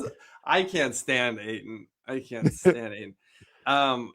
really fast. So I don't want to spend too much time on this question because we have a million questions we got. Yeah, we actually probably got to move a little quicker. We gotta hustle here. But I will say there's something about this Lakers team that just reeks of being losers. Like they don't have it. I don't know if it's like them playing well together. There's some element missing here. On paper, you'd think they're a top 5 team. I don't even see them doing much of anything this year if they make it to the playoffs. It feels like they're going to have a quick exit. I think LeBron's really old. I think Luka has something to prove and has been playing well, but there's just something missing there. I don't know. It's hard to hard to replicate. On the flip side, I will say the Charlotte Hornets, oh mama, they are on fire right now. Anything you want to say about your boy Con Knipple? I love him. He's like he reminds me of Klay Thompson when he first came into the league. Like their games are very similar. Yeah. You know, his shot release. I think he's looks better. A lot. He might. That's hard to say. Ooh, Klay defender. Klay was a multiple-time All-Star, NBA champion. I think it's too early. And It's Klay too was early. an all-defensive team member. He was like the ultimate 3-and-D guy. But I think he could be better. We'll see how it goes. But he's really good. LaMelo's playing well. I like their team. I like Brandon Miller. Did you see LaMelo got in a car accident? No, I didn't see that. Oh my gosh. You need it. The video is atrocious. He just he's driving this souped up Hummer in downtown Charlotte, just smashes someone's car. Oh no. Yeah. He was being asked about it in a after game. He's like, I'm not talking about it. I'm not talking about it. It's like, yeah. I bet you're not talking about it. Okay. I'm gonna cap the NBA talk there. If John, thanks for asking. Hopefully we answered that question as to the best of our ability. Shauna has a question here. Is there anywhere we can go to assist the fight with the carriers per state over the rise in non-commissioned plans? What a great question, Mr. Brindle. Well, I think there's some things you can do as an agent to help. Number one, I've been saying for a year now, don't write them. Yeah. Like that's the first thing you can do. Don't write a plan that's non-commissionable. There's a lot of agents that will do it. And I don't want to get into the weeds in terms of the problems on that, but there's many. But if you're talking about like from a regulation perspective, I think what we can do as agents, and if it's like, fight with the carriers per state, I guess you're talking about like on the specific state part. If you're meaning like the bulletin, the bulletin, the states lost that battle. The states lost that battle. They're winning. They're winning. No, they're not. They're winning. CMS came 10 more. We're 10 more states away. 10 more. CMS came out and sided with the carriers. That's not a good side. Yeah. CMS basically said the states don't have jurisdiction. That was a kill shot. The CMS response, we were wondering, we're like, maybe we'll see proposals about it in the spring. No, CMS literally put that to bed right away. And notice how no states actually did like cease and desist letters and took the next step, except for Idaho. All the other states, once they saw that, they're like, we're out, bro. Notice there was no more bulletins after that. Yeah. And from the very beginning, I was telling agents, you were very skeptical. You were very skeptical from the beginning. I was more bullish than you for sure. Yeah. I'm like, maybe this will do something, and you're like, no. Like, they have no, look what happened, right? Like it's just, you guys. I think the best thing you can do. I think the best thing you can do is support an organization like HOFA. Rennell's doing great things on that front. Yes. Show the carriers that you can produce good business, have good retention rates. That's what they want to see right now. They want to see quality and not necessarily as much quantity. Now they want to see quantity if quality comes with it, but they don't want it to sacrifice it. They want to see that.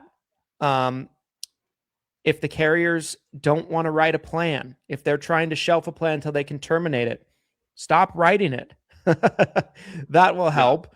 Those are the main things you can do. But like the state DOIs are not, they don't have any pull. This is a federal issue, not a state issue. And so, yeah, I think that's kind of all you can do right now and kind of ride the wave until it's over. Yeah, I mean, my most optimistic viewpoint was that maybe we'd at least get a proposal where this is being talked about at the CMS level. But seemed like they took a quick stance where they were like, hey, let's stop doing this, guys. Like, knock it off. Knock it off. It's what CMS basically. Like a firm, just like, hey, knock it off. It was like 3 paragraphs. It was short.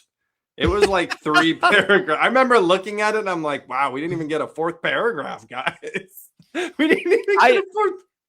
I did not. I don't think I gloated all that much on that one. I probably should have. If you want, hey, now I probably should have taken it. We got 3 out. If you want to take a quick victory lap here, I probably should have taken a victory lap. Yeah, you should have. When will you guys learn that I bat 1,000 on this stuff? I can't think of a scenario where I haven't been right about these things.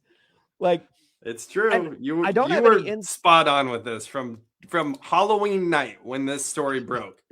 I remember Halloween night. I'm texting you. I'm trick or treating. I'm like, "Are you seeing this?" And you literally from the beginning, you're like, "No, this probably won't do anything." Because I saw agents getting their hopes up. It's sign the proposal 2.0. You know, 100%. Sign the petition. Sign the proposal. CMS will read your comments. What do we need? More comments. Anyway, I'm sorry. We can move on. So Sean, appreciate the question. Daniel has a question. Do you think commissions will return to PDPs? I'll tell you my quick thought on this. No, I don't think commission will come back to PDPs. I think it never really was a profit center, I think, for any carrier to really begin with. And then with, the recent CMS implemented the IRA, right? The Inflation Reduction Act basically nuked what was left. And so unless there was like a repeal to that, or that the IRA essentially goes away, I can't imagine a world where PDP commissions come back, but who knows? I would love to be wrong on that. Christian, the truth seer, the crystal ball in his back pocket. Well, what's going to happen with commissions and PDPs? I totally agree with you. I don't think they're coming back anytime soon. I think there'd have to be a fundamental change in the structure of how PDP works and their funding. PDP plans get, last time I checked, in the ballpark of about $100 a month in funding, give or take, per member. Whereas an MA plan might get $1,000 a month per member. MA plans segue from an actuarial perspective. I actually learned this in a carrier meeting recently. Around $200 of that $1,000 towards prescription costs. And if the entire funding that the PDP is getting is $100, now they have premiums as well, but like it's just there's razor thin margins, and in most cases it's a money loser. There's no margin. So now if CMS turned around and like increased the funding exponentially, they restructured the program, then maybe it could be. That's a great point. Point. But I don't see that happening anytime soon. It's kind of been the redheaded stepchild for a very long time, for probably well over a decade. So I don't see it happening anytime soon. Yes, I totally agree with that. Guys, I do see some questions on the stream. Can you see my questions? Yes, we are seeing everybody's question, no matter where you are watching this live, no matter what platform. So keep the questions coming, and we're going to continue here. We're just now at the halfway mark. How are you feeling on the marathon so far, Mr. Brindle? I'm feeling great. I'm plenty of gas in the tank left. Lots to keep of going. Gas. Yeah, haven't even broken a sweat yet. Okay. Since supplements have been resurrected, this is Daniel part 2, and raised from the grave, do all pay commissions for a few years only? I think that's specific per carrier, but I think majority only pay for 4 to 6 years, right? It depends on the state for sure. Like some states, it'll be less years. Some states, it'll be 6. Most will pay for 4 years, 6 years. Then the commission goes down a lot of times by half. And then most stop paying entirely after 10 years, but there's a select few that will pay after 10 years, depending on the market. So the specific amount of years until it goes down does definitely depend on state. I think it has more to do state than carrier, but there are some carriers that are unicorns that are a little different. You know what I don't understand about this question is it seems like agents get hung up a lot on the fact that med subs don't pay forever. But I've always from the beginning been like, you just rewrite them in 4 to 5 years, like especially that first time. Obviously, yes, if they don't have a birthday rule, you might have to try to underwrite them. And I understand not everyone will qualify, but majority of seniors will health qualify into a med sub at a reduced rate. So it's good customer service. You're renewing that commission trail off the product. Do you feel like agents get caught up in that part of med sub a lot, or am I crazy? No, I think you're right about that. I think like if you go back into the 90s, med subs would pay a huge commission in the first year and then it dropped down a bit in the second year. So there were agents that would get a book of like 500 med sub members before MA was really a thing, and they would flip them every year. That was the game. Yeah. Right. And so now, like, you can go 5 or 6 years in and then flip. Not you're lowering the client's premiums. You're getting another 6 years. Everybody wins, but that is definitely the game with med sub. Yeah, 100%. Appreciate the question, Daniel. Let's keep rolling here. Question from Pete. How do I run my contracts through an LLC? Mr. Brindle. Aha! You got your contracts now. They're mine. No, I'm just kidding. Your contracts will be mine. Totally kidding on that, Pete. Okay, so I'll give a kind of a summarized answer on this because it is a little bit of a longer answer. I actually made a video about this and made a post in the group. So if you want me to send those to you, I made those pretty recently. I think this year. Shoot me a DM or an email or something. I'll be happy to get it to you. But anyway, the answer is when you have a corporation, you have to, number one, get that corporation licensed. It's a separate entity. So it needs its own NPN. And of course, the corporation needs to be set up. You need a tax ID first, but you get it licensed with your state. Then you get it licensed with any states that you have on a non-resident side. Pay the fees, everything like that. Then you get it contracted as if you would get a new agent contracted. Then you want to align yourself as an individual with your corporation. Typically, you're going to want to make yourself LOA to your corporation. If a carrier doesn't do LOA contracts, you'll want to do AOC, assignment of commission contracts. Essentially, so all of the commissions are flowing through your corporation. And then if you have an existing book, some carriers will allow you to transfer the clients to the corporation. And that's a good succession planning kind of move, because that way they're in the corp, not necessarily tied to you as an individual. So if like something happened to you, if you have a licensed family member or a succession plan in place, somebody can step in, take over the corporation, and the business is not lost. So that's your 10,000 foot view on how you What a do nugget right here on the pod for you guys today. Christian, follow-up question for you. If you're an agent watching or listening to this and you need help getting contracted with a Medicare insurance carrier, where would you recommend they go? I think not going to Everything Senior Insurance is a crime against humanity. No, I'm just kidding. No, guys, you can always reach out to us at ESI, Everything Senior Insurance. We are a full FMO on the Medicare side of things, ACA side, final expense side. So you can reach out to contracting at eSeniorIns.com, or you can visit our website, everythingseniorinsurance.com, and submit a ticket. And our team can kind of reach back out to you. But yeah, ESI, guys, come on. Boom. ESI.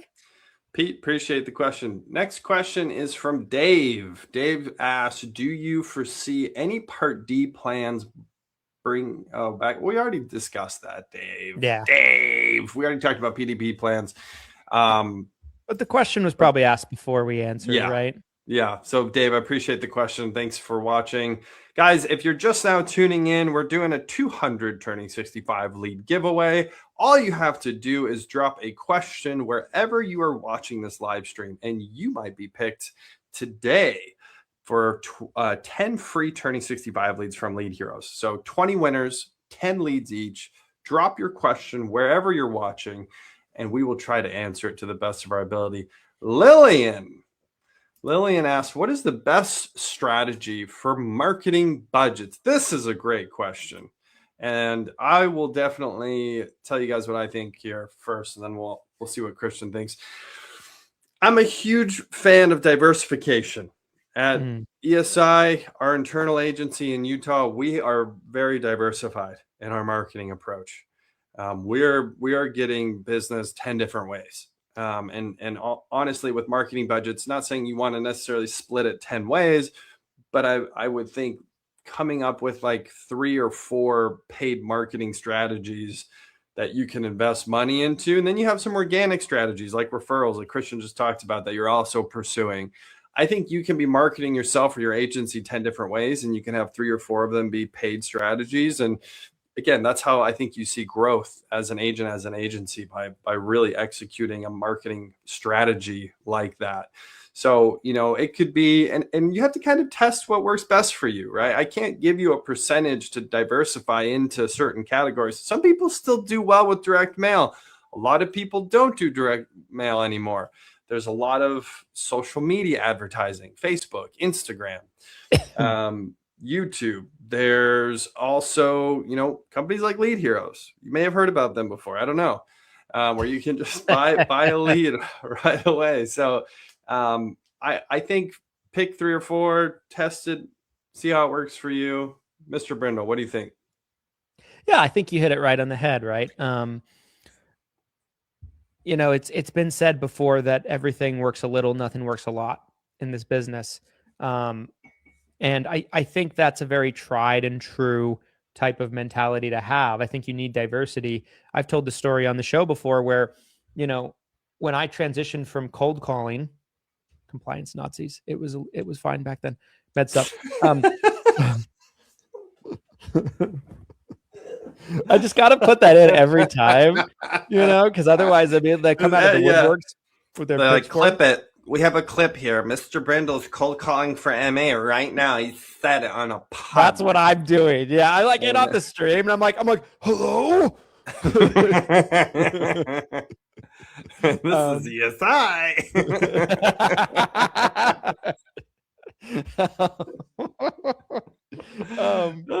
No, but I've said on the show before, when I first started transitioning from cold calling to buying leads, I bought leads from a lead company, and they had done pretty well for me. They were generating exclusive internet leads. They were like $20 a pop, $25 a pop. It was like one of those bidding system type things.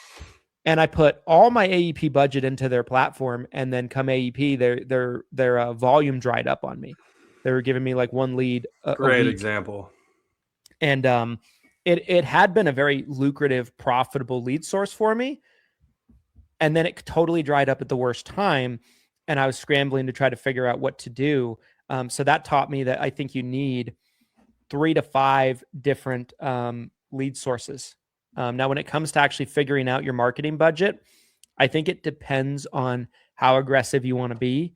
But it should be a percentage of commissions that are coming in that should be being reinvested back into your business. Maybe you reinvest 20%, if you want to be conservative, of what you're earning into lead flow and marketing, right? And your budget is really going to be determined by what you can afford to pay. But what I've always told agents is you should determine what a budget is and figure out what budget can I commit to for marketing and leads every month. And I can afford to do that without costing myself the ability to buy groceries. Like, what is that number? And then I'm going to commit to that every single month as if it was a bill, like a car payment or a mortgage payment. Yes. And then as you grow, that number might start to creep up. I love that. This is how crazy long the live stream's been for this already. Is we have multiple agents commenting that they were on, they left to run an appointment, and now they're back. So I don't know. I don't know if we've ever had that before. So you guys who are out there, you're hustling right now. You're running appointments and you're tuning in when you can. You guys are the real ones. So yes, I think that was a very thorough answer to that question.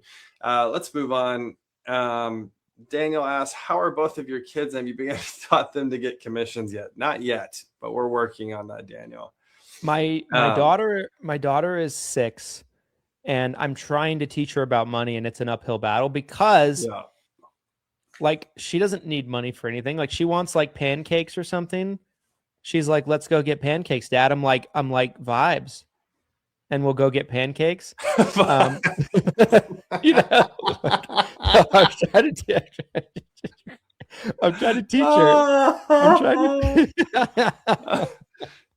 trying to teach her about money. She has a piggy bank with like $20 in it, and she could not give a shit about it. Like her cousin has $55 in his piggy bank, and I'm like, "Oh, sweetie," I'm like, "He's outdoing you. You gotta do some more chores." And she's like, "I don't want to do chores. I want to play with my tablet." Yeah, she's like, money doesn't have value.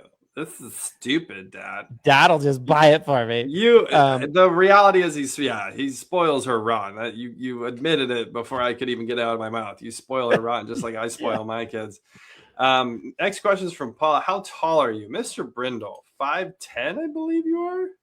I am 5'8" according to my driver's license. Oh, a little shorty. I am a little shoddy, as the rappers say. I am 6'11", so I'm just shy of 7 feet. I'm close. The camera makes me look small, but the camera it's really high up. Here. Can I tell a story related to this? Yeah, go ahead. Your real height is 6'1", right? 6'2"? Yeah, 6'2", yeah. So, years ago, you and I had never met in person yet. We had this like weird long distance relationship going.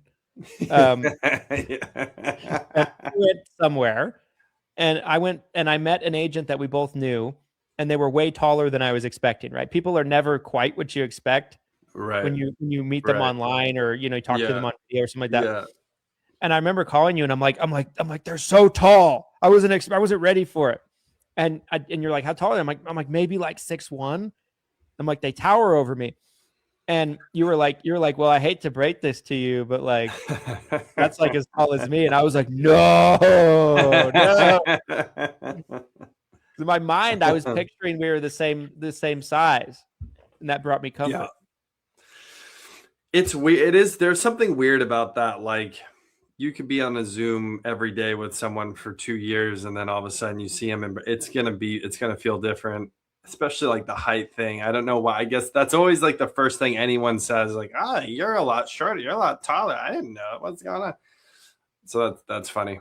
All right, let's keep rolling. We got so many questions. I'm getting worried we're not gonna have time now. That's how many questions we have. So guys, keep them coming. We're gonna try to get to everybody's question. Joan says, I'm a Minnesota resident producer. Do you know if the commission structure will change for the better in the future? Yikes. Mr. Brindle, thoughts? I do not have any specific insight on Minnesota and that market. Can you consult the crystal ball for Joan, please? I do think the vast majority of markets in the next 2 to 5 years you'll see plans terminate out, new plans will come in. I think the market will correct. I think that timeline extends if the funding catastrophe happens of 0.09% of increase. If there's not something more reasonable put out, that whole correction takes a lot longer. Totally agree. I don't think it's going to happen in 6 months. I think it's going to take some time on some of those really hit markets. I'd put Connecticut in that category.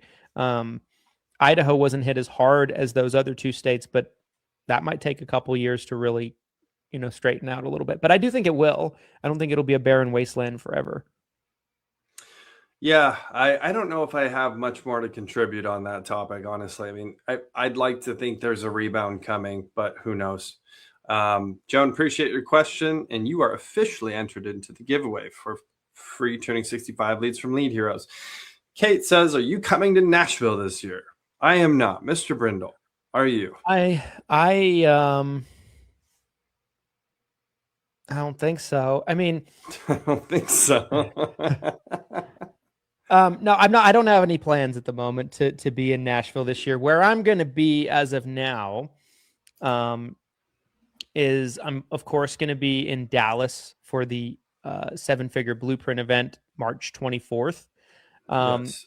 I'm going to be, of course, in Salt Lake for the summit. And I may be in Dallas for another industry, or not Dallas, but Texas for another industry event. End of May. We'll see how that goes. But There you go. that's where I'm going to be. So if you'd like to see tour dates from Mr. Brindle, us, Summit or Blueprint event are going to be your best bets. Yes, love that. Did you want to give away tickets, by the way, since you just brought that up on the stream today? Should we have an additional winner, a 21st winner or 22 winners? I think it's irresponsible not to. 21st winner, you heard it here first. You will have the option of picking between either a free ticket to the Blueprint event that we're doing March 24th in Dallas at the Integrity Marketing offices, or to the summit here in Salt Lake City, June 16th, 17th, June 15th through 17th. So that'll be the 21st winner. You can come for free. Of course, you got to get yourself there, amongst other things. But yeah, that'll be our 21st winner. You heard it here first. Breaking news. 21 winners today. So again, to enter into the giveaway, just drop your question on the stream, wherever you're watching. Next question here. As an LOA, what kind of support should I expect as normal? Normal in parentheses from my agency. This is a loaded question, but let's see if we can answer it. What would you say off the top of your head? What is the normal level of support an LOA should receive from their agency? I might get some people mad at me with this answer. Well, right off the bat, you should most likely be getting a salary. Yes. You probably should be getting a salary. If you're not, that's a little crazy. Now, if you're not getting a salary, there could be a scenario where you're getting enough value to justify it, right? But the thing that comes to my mind is you should be getting a salary. You should be getting leads. You should not have to pay for leads or go find leads. You should be getting your own leads. You should be getting extensive training. You should be getting access to, a CRM, a phone system. Like everything should be provided for you. The system, the training, the tools, the tech, the leads, and it should all be just plug and play for you. A lot of people will get themselves into an LOA position, and there's nothing wrong with that. It actually can be a fantastic thing for a lot of people. I've said for years, there's a lot of agents that would do better as an LOA than independent. That is 100% true. But there's a lot of people too that will get into, I've talked to agents that they're in LOA positions or roles. There's no salary. They're not being provided leads. Like, I'm just like, what are you getting out of this? Like, what's the point of this? It's almost like they're a glorified independent, but they're LOA.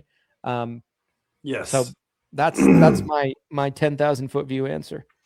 Yeah. There's been a few agencies in Florida specifically that have come to my attention that have been discussed where they're essentially LOAs and they're basically independent. They're not really getting anything. Sometimes I've heard of really basic things like I get a desk at a local office. I have a computer. I have a manager that I can ask questions to. Like sometimes there's, but I'm a fan of something a lot more comprehensive. Like Christian said, like as an LOA agent, I'm making an investment in you. I want you to have access to as many resources and support as you possibly can. So kind of a loaded question. I think it really depends on your situation and your local agency. But Amanda, hopefully that answers your question. Brandon says, I got a question for Glenn. Even though you shave your head, do you still go to a barber shop for your beard? And if so, does it feel awkward? It doesn't feel awkward. Sometimes I go to the barber shop. What a question. Just got roasted, I feel like, right there. Proud bald man. Christian, this week on a Zoom call, we had 4 bald dudes on one call together, and he said, we look like a carton of eggs. So that was if you think you're insulting me, Christian called me an egg today, this week. So and myself. and yourself. Yeah. So good try. But no, yeah, sometimes I go to the barber shop. It just depends on the situation. All right, moving on. Daniel says, young journalist Nick Shirley has exposed the California billion-dollar fraud for hospice. How much do you think this will affect Medicare? I really don't know anything about this specific situation. I do. I watch Comment. it all. Comment. Nick Shirley's a stud. He's the guy that exposed the Minnesota daycare scandal. For those of you that don't know, now he's turned his sights on Cali. Like Gavin Newsom came out and said he was a Nazi extremist and white supremacist, and it's like, because he's exposing fraud in your state, like, huh? Anyway, I don't think it'll affect Medicare at all. Medicare has been paying out billions of dollars in fraudulent payments for decades. And I don't think, I'd love to say that it will stop. I don't know. I don't think it affects anything on your members or your day-to-day life, but if it is true that potentially the trust fund can dry up, I think that stuff doesn't help. Be nice if they did something about it. Please, government. Yeah. Like, you're worried about funding the carriers, but no, that's okay. That's fine. Yeah. Well, we've gone over the amount of fraud that's happening in the Medicare space so many times on the show, which is funny because the comment I mentioned earlier where someone just commented and they didn't listen to anything you said. They were like, oh, so you don't think there's fraud going on? Come on, Christian. Oh, I didn't see the comment. And I'm like, he literally said he thinks there's fraud going on. Like, yes, we all think. I know there's a lot of fraud going on. I was just trying to say that when you're basically adding an extra step where hands need to touch funds that originally just go to the carrier, and the end result is to go to the carrier anyway for premiums, I could see that being more susceptible to fraud. Yeah. Anytime the government's paying anyone for anything, there's a lot of fraud payments going on. If anything, it going right to the carrier is far more secure than it going to a person. Yeah, agreed. So hopefully that answers that question. Let's keep rolling here. Adele, what strategies stand out for dealing with MedSup increases if they cannot move to another plan due to health reasons? This is a great question. So this is going to be very market specific. Yes. If they're already on a MedSup and they have health problems and they can't change, there's not much you can do in that scenario. Now, what can you do going forward for that person? I think you be very selective on the carriers you're choosing. I think looking at carriers that have a good track record in your market, that have good rate increase data, that may or may not help good market share data, I think is important. AM Best ratings, loss ratios, all of those metrics, you want them to be healthy when you're writing the person in general. That's something you can do right off the bat.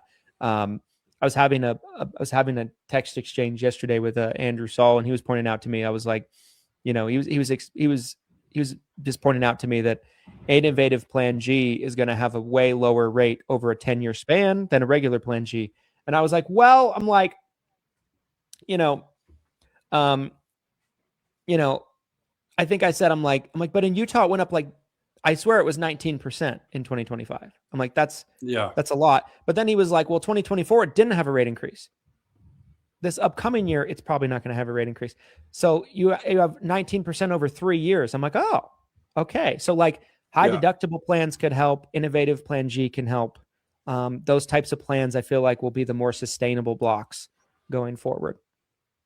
I mean, what stands out to me on this one is, sometimes you got to flip them out of a MedSup plan and into an MA plan, right? But if they have health problems, I mean, it depends on. If they have health problems, that's probably not good. Yeah, right? I guess that's a good point. But I guess it depends what those health problems are. Sure. And it also, I think, might depend on the specific MA plan as well. So there's lots of variables to this, but ultimately, if they really couldn't afford and had to get out of the med sup, the premium's gone too high, they can't pay their bill anymore. They have to flip to a different plan. They can't qualify for another med sup plan. Maybe you do have to look at an MA option, right? So, and you might have a place like Miami, for example, right? Like Miami's a unique market where the MOOPs are $1,000 or less in many cases on the Medicare Advantage plans, and the premiums on the med sups are $250 for a T65 person. That's a scenario where it's just a math equation, right? It's a no-brainer to be on an MA, whether you're healthy or not. So again, area specific for sure. John, on the price of drugs, the pharmacy benefit managers get compensated based on the cost of drugs, so have no interest on loan. So I guess the question is there a conflict of interest with pharmacy benefit managers getting compensated? So why would they lower the cost of drugs? Because it's almost like a commission. It's an income to them. Fair question. Fair question.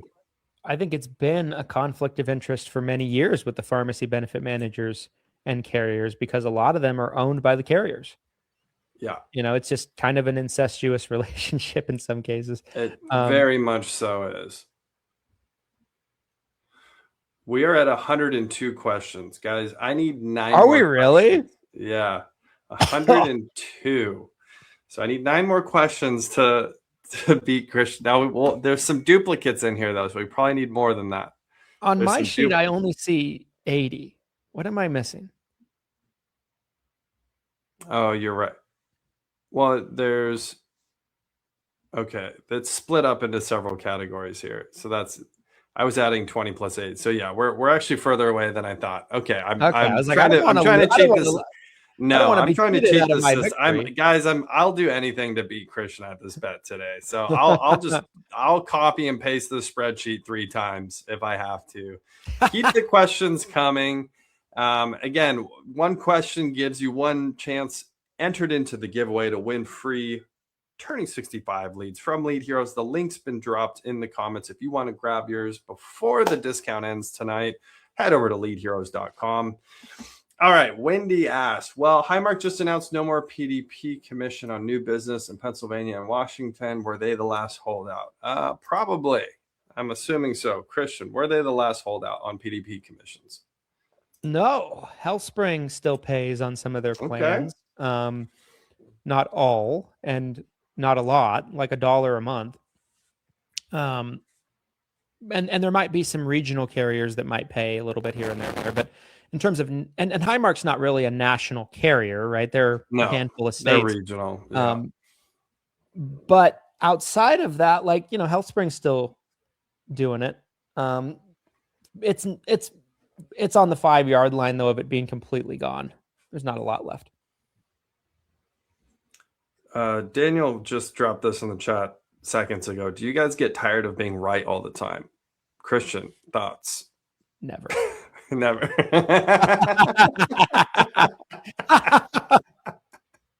Clip that. That's the podcast ad right there.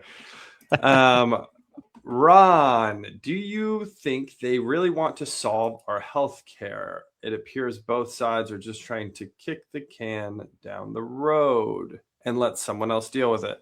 I don't disagree with that at all. I mean, you kind of answered your own question, Ron. I don't know what else. What do you think? My perspective on it is, I think there's people in the government that wouldn't mind solving it, but they don't want the other side to solve it and get the credit. So if someone does try to do something positive, it's blocked by the competing political interests and things like that. I think on top of that, I don't think that they're capable of solving it, because I think bureaucrats have a very finite, limited understanding of insurance. Yeah, I agree. I just don't think they're incentivized to solve it. The incentive is almost to just hype up the other side about it. That seems like that's the bigger incentive than actually solving the problem. So let's keep rolling. We're coming into the final hour. You guys, if you're just tuning in, we are doing live Q&A right here on the 7 Figures or Bust podcast for another 60 minutes almost, probably a little less than that. When you comment a question, it enters you into the giveaway for free tuning 65 leads. So we're going to try to speed up a little bit here because I want to get to as many of these as possible. John asked, on the cost of doctors, hospitals, and medical providers, negotiations with the carriers, especially a carrier that has a financial interest in the hospital. They're both maximizing the price of care, so they have more of the patient's money to share. The only person who's not happy with the cost is the person paying. Sure. Yeah, I don't know agreed. what's the question, John. No question there. No question. That's just an answer. That's just an answer. More of a statement, more of a probably a fact. I totally agree, though. I mean, I think the system's kind of incentivized to inflate the cost because everyone's trying to get their share, and I think that's what we've seen. I think that's ultimately what we've kind of seen happen. So next question here. Are there any workarounds, these specific zip codes that UHC won't let brokers write med subs for? I'm not sure about this one. There's kind of two different things there. The first thing that comes to mind for me, without knowing all the details of your question on that, is that what's offered in that market is UHICA. UHICA is oftentimes a lower priced, non-AARP branded MedSup product. And only agents that are on the higher end production wise have access to sell it. So that could be why maybe you're seeing it in the quoter, but you can't write it. Got to write more UHC, and then it will unlock. It'll be like the doors will open and be like, you know, like if that's what's going on. I can't think of what else it would be because UHC pretty much has MedSup plans everywhere. Yeah, I don't have anything to add to that. I love the idea of the doors magically opening, though. I think that's fantastic. Question from Mike. Fantastic. The question from Mike here. We're over 2 hours in, you guys. We're starting to lose our minds a little bit. I might just start saying lead heroes every 3 words. Just start every answer. Yeah, I'm like lead heroes. Question: what's going to happen at CMS? Lead heroes. Next question. just start head down plowing through. All right. Question from Mike: are people going to actually take that money and spend it to buy their own plans, or will they keep it for other things? I mean, this is in regards to the $2,000 one-time payment that's been floated to citizens directly. What do you think? I think it'll likely get spent at the casino and other stupid shit, you know, like 100 the liquor store. Unless they put something out that says like you have to show proof and submit proof that you've spent it on a certain way. But like, again, that's so much more complicated for the same end result of it just ending up in the hands of the carrier. Yeah, I couldn't agree more. We've already talked about that so many times. Daniel, can everyone hear when the president speaks? He is seeing a high and low option to reach a goal. That is negotiation. Isn't that what some of us do with our ancillary products, offering options 1, 2, or 3? Yeah, I mean, there's always some posturing, could be a little art of the deal in there. some salesmanship going on for sure. I don't think anyone would disagree with that. Here's a good question from Avery. Christian and Glenn, how long have you guys been in business? Why don't you field that one, sir? So me personally, I started as an agent in 2014. I sold for probably 6 years exclusively on my own, built a very large book of business, and then built an agency around me. So 12 years for me. This will be year 12. Yeah. So I think I got started a little bit before you. I'm also older though. So Christian's the young buck in the room. Yes. 2013, got started, got involved with a local agency. Literally at the time I responded to a Craigslist ad about joining an insurance agency because I felt really good about getting into the insurance industry. I just felt like I needed to break in somewhere. So I just kind of went headfirst into the local agency. It happened to be a life insurance agency that focused on mortgage protection. I didn't want to get into PNC because I'd already kind of heard some bad things about PNC at the time. So I really wanted to get into life and health. It seemed like that's where there was a lot of opportunity. Sold mortgage protection almost exclusively for a little bit. Then I started to mix in final expense. Then I started to sell almost exclusively final expense just because of the ease of the transaction, being able to meet with someone any time of the day. Mortgage protection is great. I know a lot of people are out there still selling it. I'm still a fan of mortgage protection, life insurance. I just think that it's a very niche product, and you have to be willing to deal with the niche. Bigger death benefits. Sometimes that means more underwriting. You're dealing with people who potentially are shopping more than someone who's just trying to buy final expense. But so that's a little bit of background about when I got in and how long I've been in the business. So collectively, about 25 years between the two of us, which is crazy. That's a lot of experience. Would you say? A bit of experience, young. What does Uncle Drew call them? Young bloods. Young bloods. Yes. All right. Did you say today's episode is 2 hours? 3. As you can see, we are already past the 2 hour mark. That's right. Daniel's asked so many questions. I'm realizing we're probably nowhere close to 111 unique questions. No way. Daniel, no. No, we love it, though. Thank you. Yeah, Thank you, Dan. keep the questions coming, Daniel. Yes, I'm just trying to win. Tara asks, congrats on your 200th podcast episode and always giving back to the community. My question is, how will you celebrate your 500th? Well, I think a 10-hour pod will be on the table at that point in time.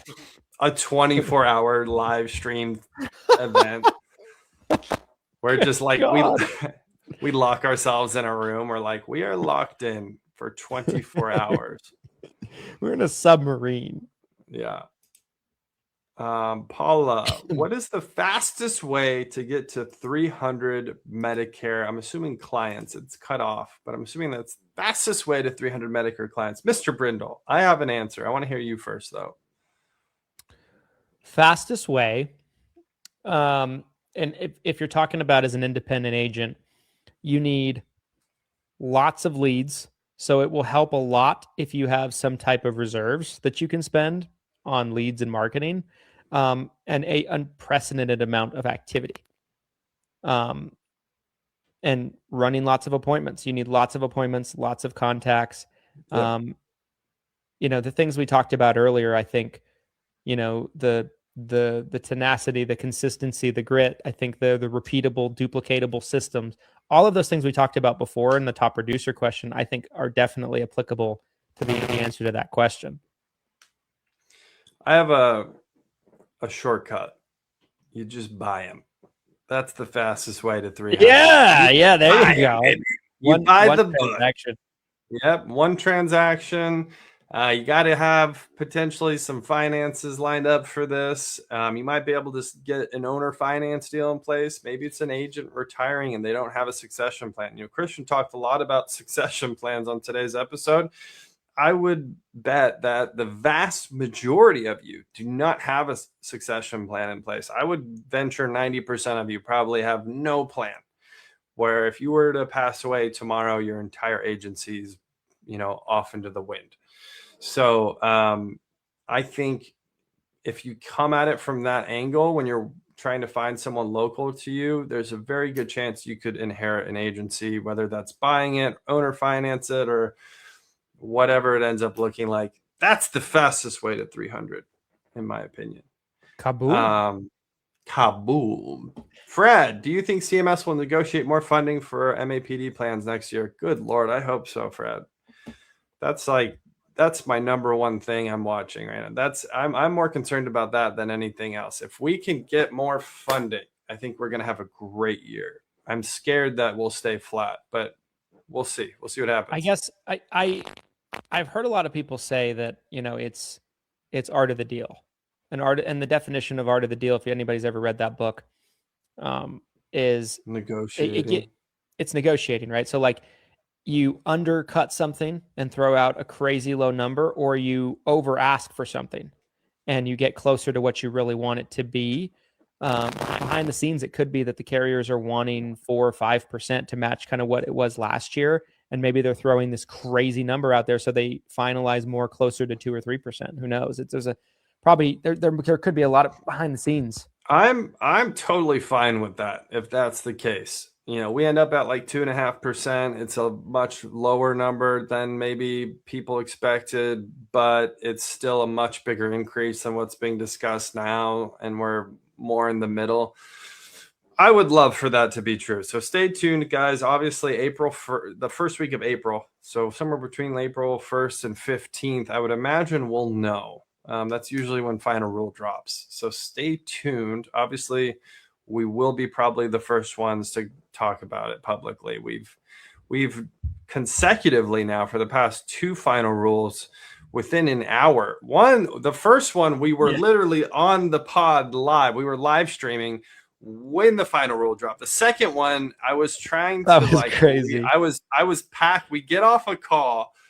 It's Friday afternoon. I'm like packing to leave somewhere, and Christian calls me and he's like, "It just dropped." I'm like, "What?" I'm like, "What? What are you talking about?" Like it's a Snoop Dogg album or something. Like it just dropped. It just dropped. I'm like, "What?"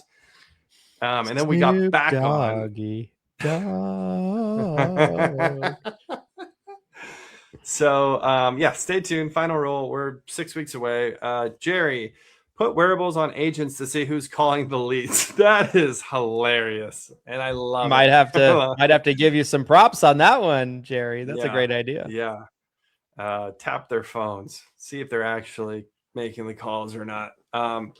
Ironically enough, we actually had to let an LOA go, and there was a big problem around calling the leads. This is an epidemic, to say the least. It affects all of us. Agents not wanting to call the leads. Daniel asked, the carriers would love wearables, but do you think they would give much of a discount? What do you think about that one? Who knows, right? I don't know. I don't even want to pretend to know. Like maybe I think if there was a structure allowed where they could incentivize health, it could be a great way for them to actually verify health. I feel like there was one random program out there where they did like an Apple Watch discount. It didn't seem like a comprehensive program, like they were changing premiums based on the health information, but there was some sort of discount there. So if that actually were to, who knows? Like Christian said, I mean, big data though is so accurate that if they got their hands on that health data, which I understand a lot of you are scared about, I get it. I fall into the same camp. I don't want someone to have every scrap of data point on me, but it probably would allow them to really underwrite someone. And if you can really underwrite someone down to, this is the exact likelihood of them needing healthcare, you should probably be able to cut premiums for some of us down quite a bit. I would like to think so. Justin, what would it take to see a Brindle Shelton 2028 run for the Oval? Well, first of all, Mr. Brindle's not even old enough to be the United States president. He's a baby. He's a little tiny baby. I don't think you could pay me to run for United States president. I honestly I don't think there's a number you could put on paper. You could be like, I'll give you $1 billion if you will run the presidency. And I'd be like, I don't think I'm doing it. I don't want to do it. I've in the last year or two started having fancies of like trying to become the mayor of like local government is something like that. Local government's totally different. I do feel totally different. I've thought about local government positions as well, because again, you're involved in your community. You live in your community. You can have real change, real impact. I've seen it happen. So that's totally different. I'm a huge local government fan, but yeah, I would not want to be the United States president. Moving on. And if you want to take over reading some of these questions, I've kind of hijacked that from the beginning. Sure. Yeah, We can. why don't you take save me. You've done an amazing job. I'll give you a break. Thank you. Thank you. Okay. 15. Ryan asked, do you ever foresee having inbound call campaigns? I'm assuming you mean for lead heroes. Glenn, do you want to take that one? Yes. So, we've really focused on preset appointments, especially for face-to-face agents. We feel like that is something that we can really help with you guys leveraging your time and getting in front of people and keeping a full calendar. With inbound call campaigns, it's tough when you have an independent agent and you're trying to route live transfers. We offer live transfers now. We have inbound calls now, but typically it's really for call centers or small agencies that are kind of built like a call center. I don't typically recommend live transfers for an independent agent. I know there's other companies out there, they have other systems in place where they can do it by all means, but for lead heroes, that's kind of how things are going at the moment. Keep it moving. Michael asked, if wearable tracking were implemented, what do you think it would have on HIPAA regulations? I mean, I would assume it would be like any type of information, right? Like they are consenting to provide the information to the carrier, and the carrier's agreeing to protect that information and not share it without consent, right? So I can't imagine it would be any different than just someone putting their Medicare number on an application. Yeah, I agree. I think we'd see the same rules. Private information gets transmitted to the carriers all the time, right? That's happening all the time. So I don't think that's necessarily new or different if they were to start to get more of it. Let's see. Keep things rolling. Yes. Okay, so Mike asked, do you think the whole ACA concept with subsidies needs to be completely redone? Yes, I do. I mean, because it's the whole structure of it from the get-go is too based on being propped up by heavy government funding. And I think anytime you have something that relies exclusively on government funding, I mean, I guess you could make the same argument for Medicare Advantage, but if the government is not willing to fund it enough for it to be able to be propped up, then you got to figure out another solution. Not to say that it can't happen, but the government has to understand that's what it takes for this to operate, for the wheels to run, and then be willing to do it.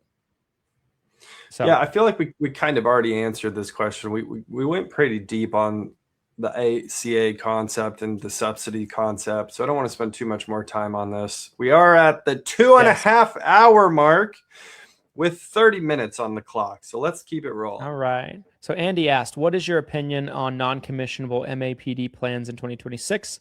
Will those plans go away down the road or possibly become commissionable in 2027?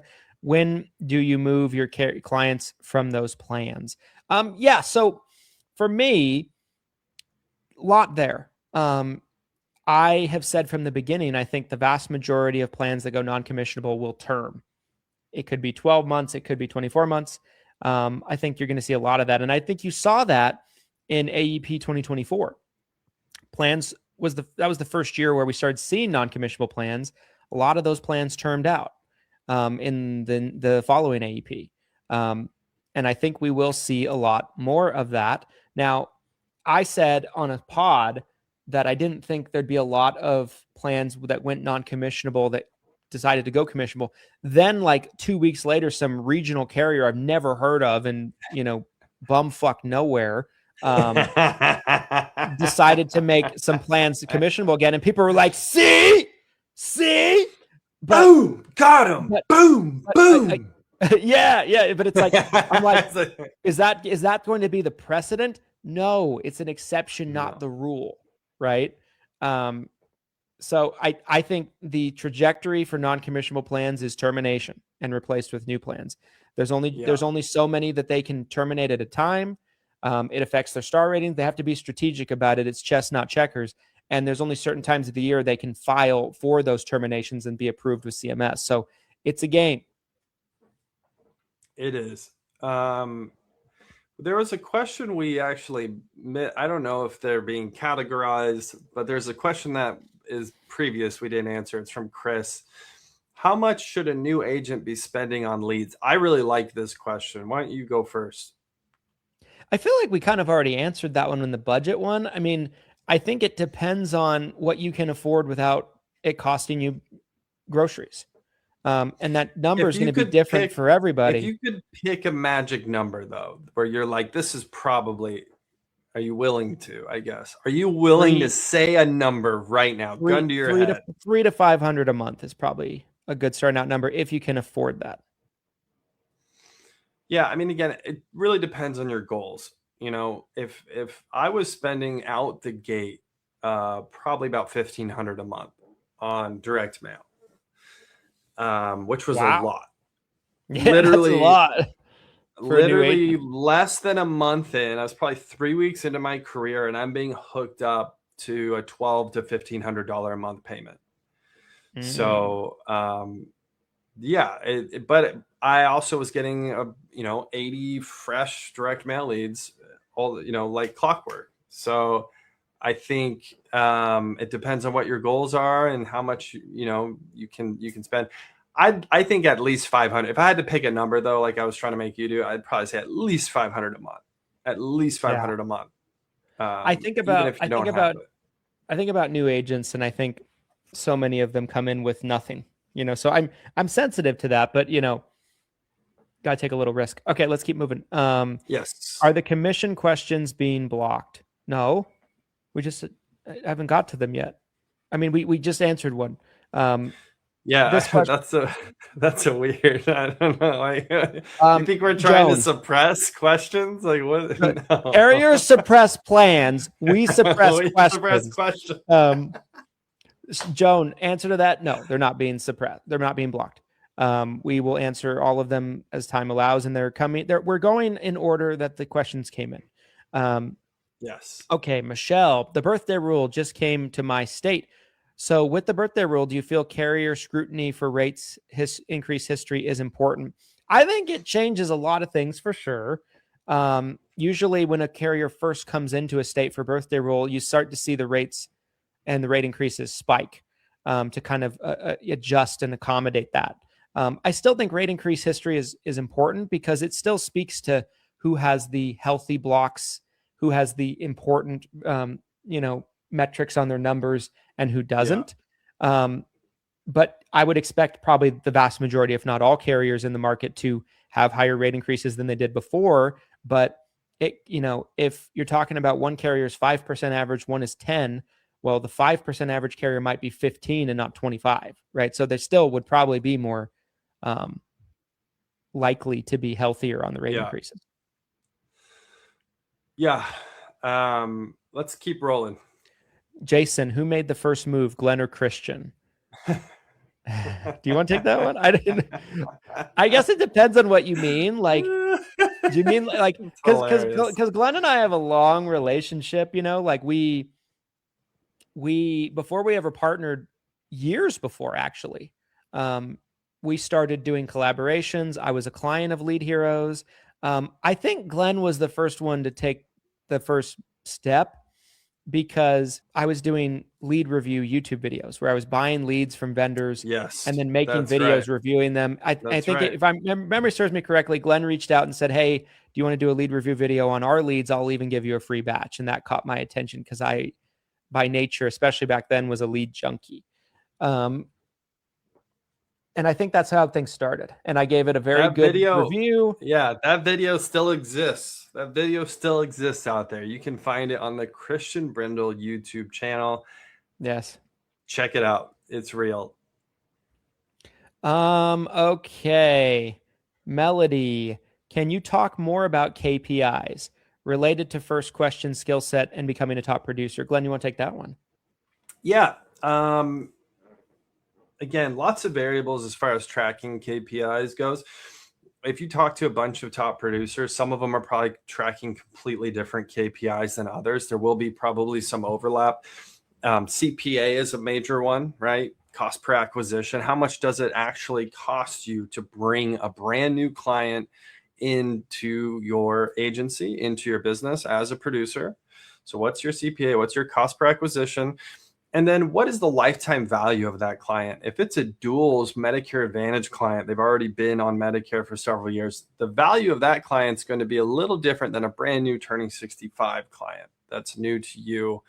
And then MedSup's probably, a MedSup client probably has a different lifetime client value than any of those other ones. So you have to kind of assign a value for the client you're getting. You have to have a cost per acquisition. Then you can really know what your ROI looks like. But then you might have other like smaller KPIs that you're tracking. Again, as a top producer, you might be like, I want to make 500 dials today. You might be tracking talk time. I know some producers really track their talk time. I was on the phone for 32 hours this week, just talking to prospects. Other KPIs could be something as simple as, how many deposits did we take in? They're just looking at cash flow, cash in, cash out, baby. So I think there's some variables here as far as like what KPIs you're wanting to track as a top producer. But to me, like the top two would be CPA and lifetime client value. That would be my top two. What would you say? What are some KPIs for top producers? Yeah, I mean, I think you did a really good job on that. Thank you, sir. I don't really know if I have anything to add, to be honest. Yeah, I mean, I guess there's a metric for... There's all kinds of metrics for sure. There's so many. There's so many. It's crazy, to be honest. You hit on talk time, number of dials every day. For me, like some metrics that are always important to me is like conversion rate of leads. So I know what's working, I know what's not working, all of those. But yeah, data is always super important.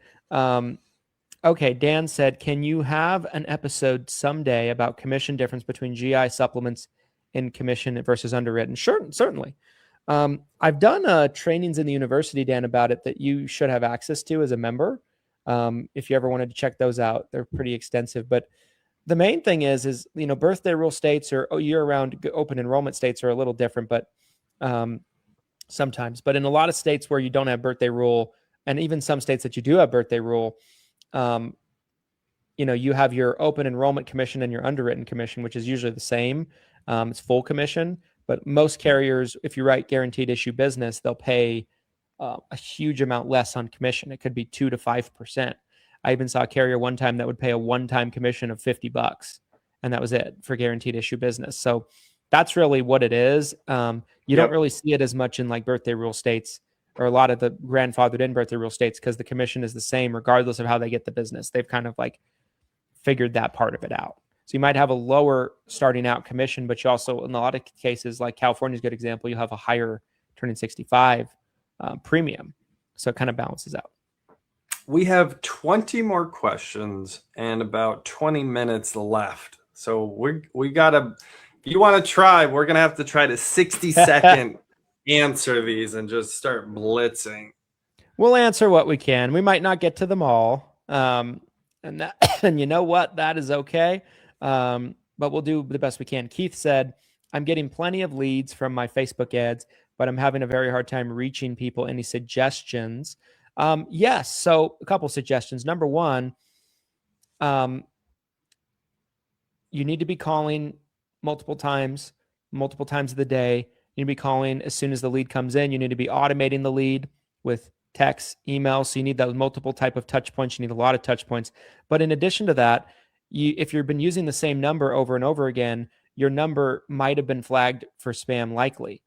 Glenn's talked a lot on the show in the past about, the Stir Shake program. And, basically what that is your number gets ran into the ground. It gets flagged as spam likely. Your pickup rate falls off a cliff. So you might need to recycle the number and use a different number to do that. And you're obviously the expert on that. Is there anything you want to add there? Yeah, I think making sure that your phone number is not showing up as spam is a really, really, really big one that some agents still haven't figured out yet. I think building in some automations for follow-up, I think helps a ton. So, have 20 touch points, call the lead 10 times. overall, I do find Facebook ads, especially if you're using like the generic Facebook capture form, it has a little bit of a lower response rate than other types of marketing, just because it's so easy to get. It's so easy to get that person to quickly hit submit on their information if it's a Facebook opt-in form. So keep that in mind too. It's just going to be a little bit harder, but I think utilizing technology, calling them several times, calling them different days, I think you can have a winning contact rate. Yes. Well said. Dan said, Glenn Shelton sounds like the Kobe Bryant of agents. Do you have the Mamba mentality and work ethic? I think we end the show. I think we just clip it right here, guys. Guys, thanks for tuning in. I think we... Next question. Dan said, NBA, do you think Anthony Davis was right about the Lakers needing a top center? Do you think the new owners will make a big difference? That's a loaded question for sure. Yeah. Like, do you mean like, do you think they needed a center when he was there? I haven't heard any recent comments of him talking about that. Maybe he has and I missed it. I think his best natural position on the team was a power forward. I don't think he wants to be a center. The year they won the championship in the bubble, he played power forward. They had JaVale McGee and Dwight Howard to play center, so they could do kind of the dirty work. The bubble ring.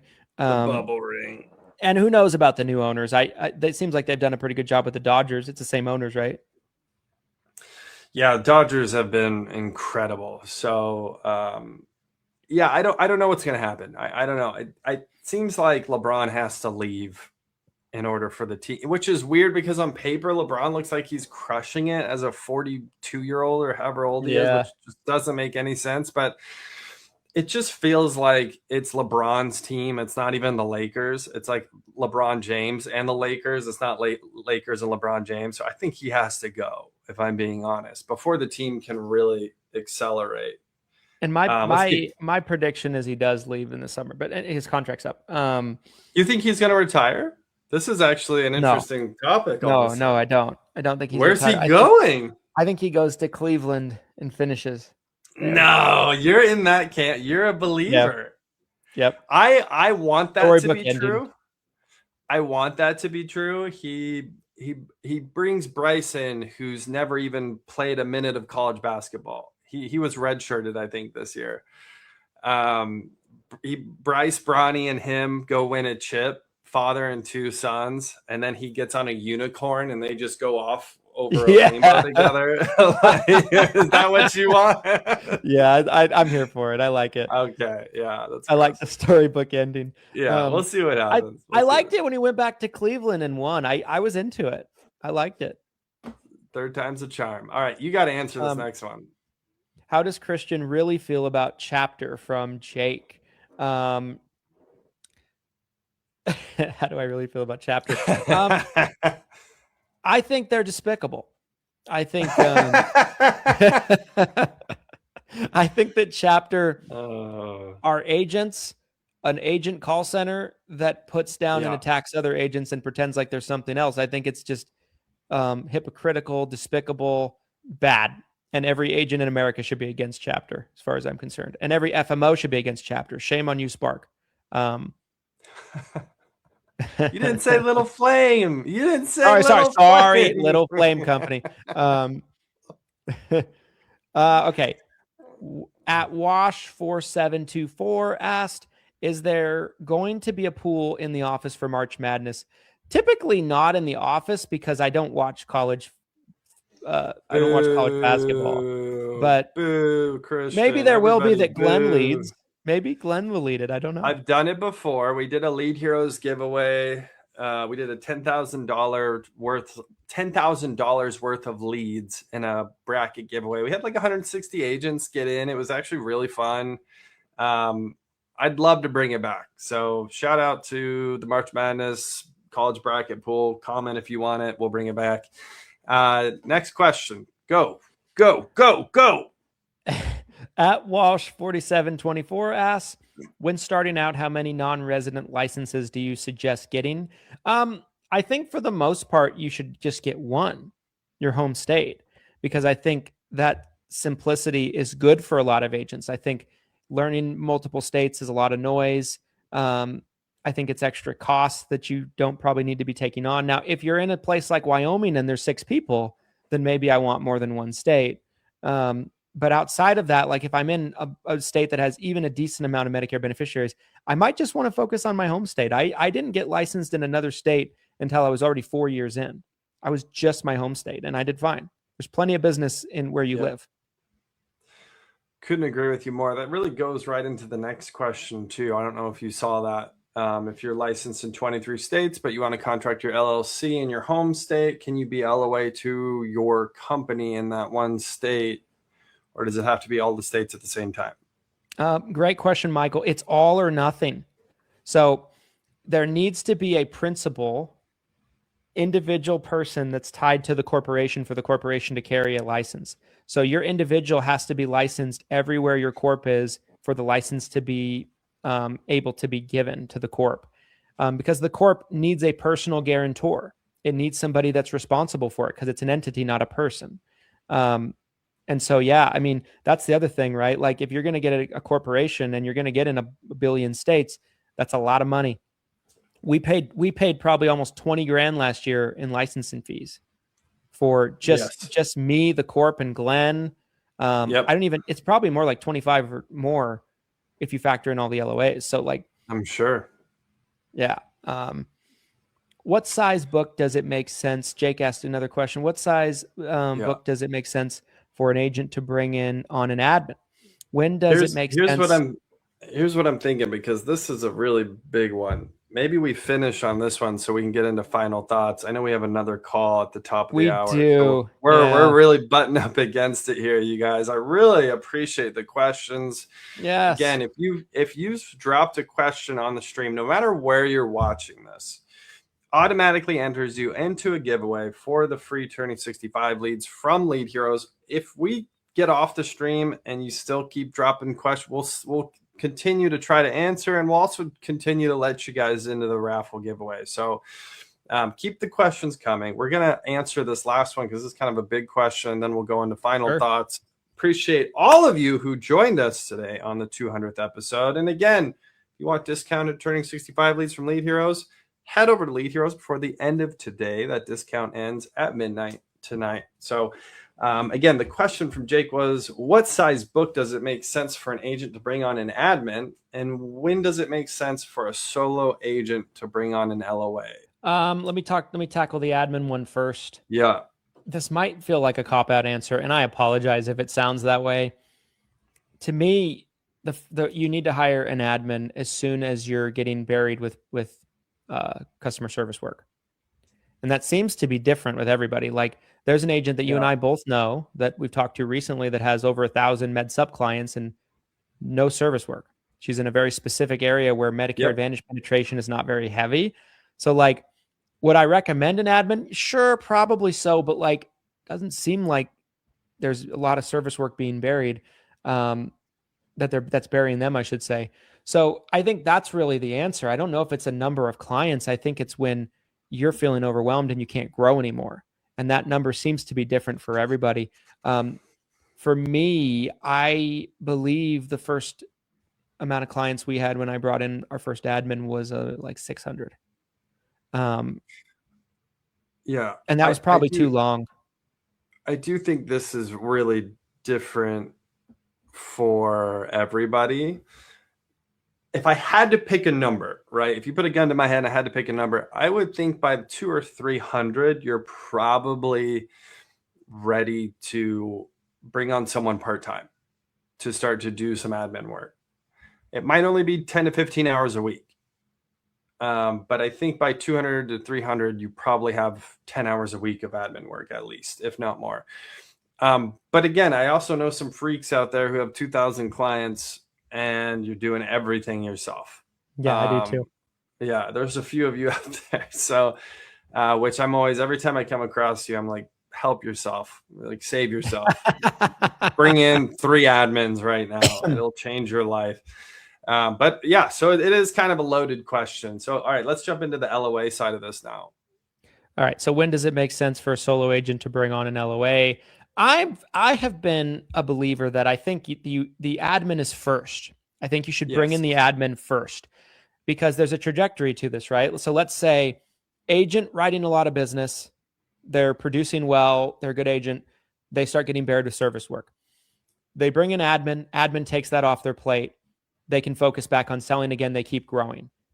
They get to a point where they're dialed in so well on their lead flow that they have more leads than they can handle. They're too busy. That's when I feel like it's good to bring in an LOA at that point, to split the sales with it, take it some off of your plate, maybe even allow you to take a step back and manage the business a little bit more, because it'll get to a point where you personally producing is not going to be what's going to drive your business forward as much. That happened with me, and it took me a while to see it. So that's really the answer for me. It's more about stages of your business instead of necessarily client size. Yeah. The other thing, that if we really wanted to split hairs here, we could be like, well, what about a licensed LOA versus a licensed admin? Because that's also a whole, it's almost like there's 3 different positions here in my mind. You have like a licensed sales LOA, you have like a licensed admin, then you have like a non-licensed admin, like a virtual assistant who can come in and handle some of the really simple, basic tasks, get those off your plate. So, what would you say about that? Is it kind of a 1, 2, 3? Is it kind of like, you start with something basic, get a virtual assistant, handle those? If maybe what you do is you hire an admin, assuming your admin is good, you get them licensed after 6 months, after a year, and then they start moving into taking referrals. They'll help you with rewrites. They'll also help with customer service, and they can also help train their replacement, which is an admin. I kind of like that trajectory the most. And then maybe later on, the last step is probably bringing on a sales LOA. Yeah.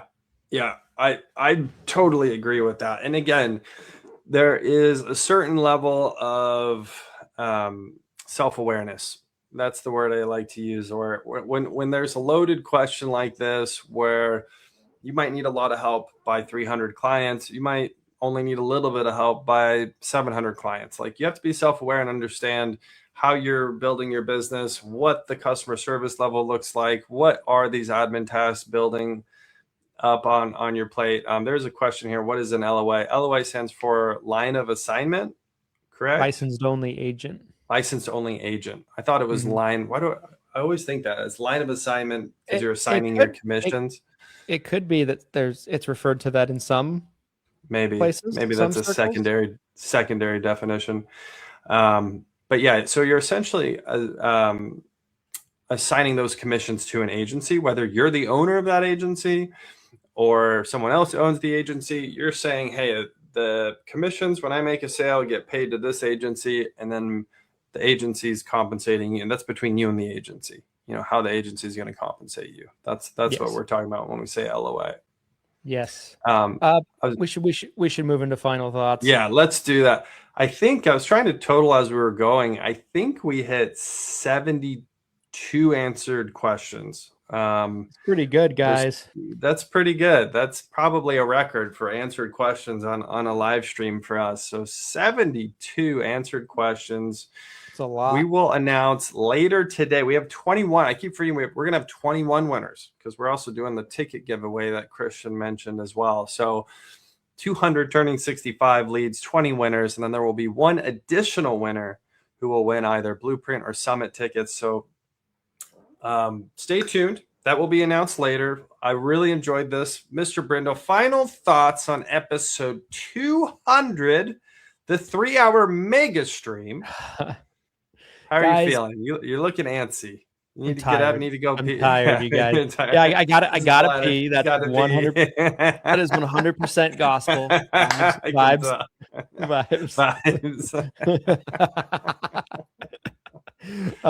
Guys, I wanted to say to everybody that's watched the show, been a supporter of the show, the show kind of started off in the first 50 or 60 episodes where it was me interviewing people. And then after Glenn and I merged, we started doing shows together, and, we made it kind of a routine thing. Last year we were doing 4 to 5 shows a week. and now this year we've kind of brought it back down to 2 week, a week, 3 a week, in some cases. So all of you guys that have watched the show on all the platforms, we really, really appreciate you and your support. Obviously, if there wasn't interest in the show, we would not keep doing it all the way up to 200 episodes. Here's to bringing you guys lots of value, updates on the industry, some entertainment along the way, for another 100. We'll see you guys at 300 episodes. That's right. Yeah, I think maybe this will be like the new kind of system. Is every 100 we do a monster giveaway and a live Q&A. I enjoy these live Q&As, you guys. It's always interesting to see kind of what you guys are thinking about, what you need help with. Really enjoyed doing the podcast so far. Like Christian said, I mean, you guys are what really makes this machine go. You guys are the driver of the bus, as Mr. Brindle has said many times. It's been really fun. I think the outreach has been even bigger than I maybe anticipated, especially when I look at like our total reach between all the platforms. I think Brindle Nation is bigger and stronger than it's ever been. So we appreciate you guys. We appreciate everyone who watches, listens, supports the show, and all of our, agent partners that we work with. Shout out to you guys. I know I see a lot of your names pop up on the streams, even on today's stream. I saw some of you. So whether you're a premier agent at ESI, you're a Lead Heroes client, you're a Hire Heroes client, you're part of 7-Figure CRM or 7-Figure University, or you go to the summit every year, appreciate all of you who support any of our businesses. And again, excited about the rest of 2026 and excited for the next 100 episodes, you guys. Stay tuned. As always, if you enjoyed today's episode, be sure to give it a like on YouTube. Smash the subscribe button. Give it a like, comment, and subscribe on any platform you might be taking in today's episode on. Comment on it. Maybe even give a 5-star review if you're listening on an audio-only platform. And until next time, here's to your massive success, everybody. Thanks for tuning in. This was fun. 2 hours, 55 minutes. Pretty good show. Happy selling. Thanks, everybody.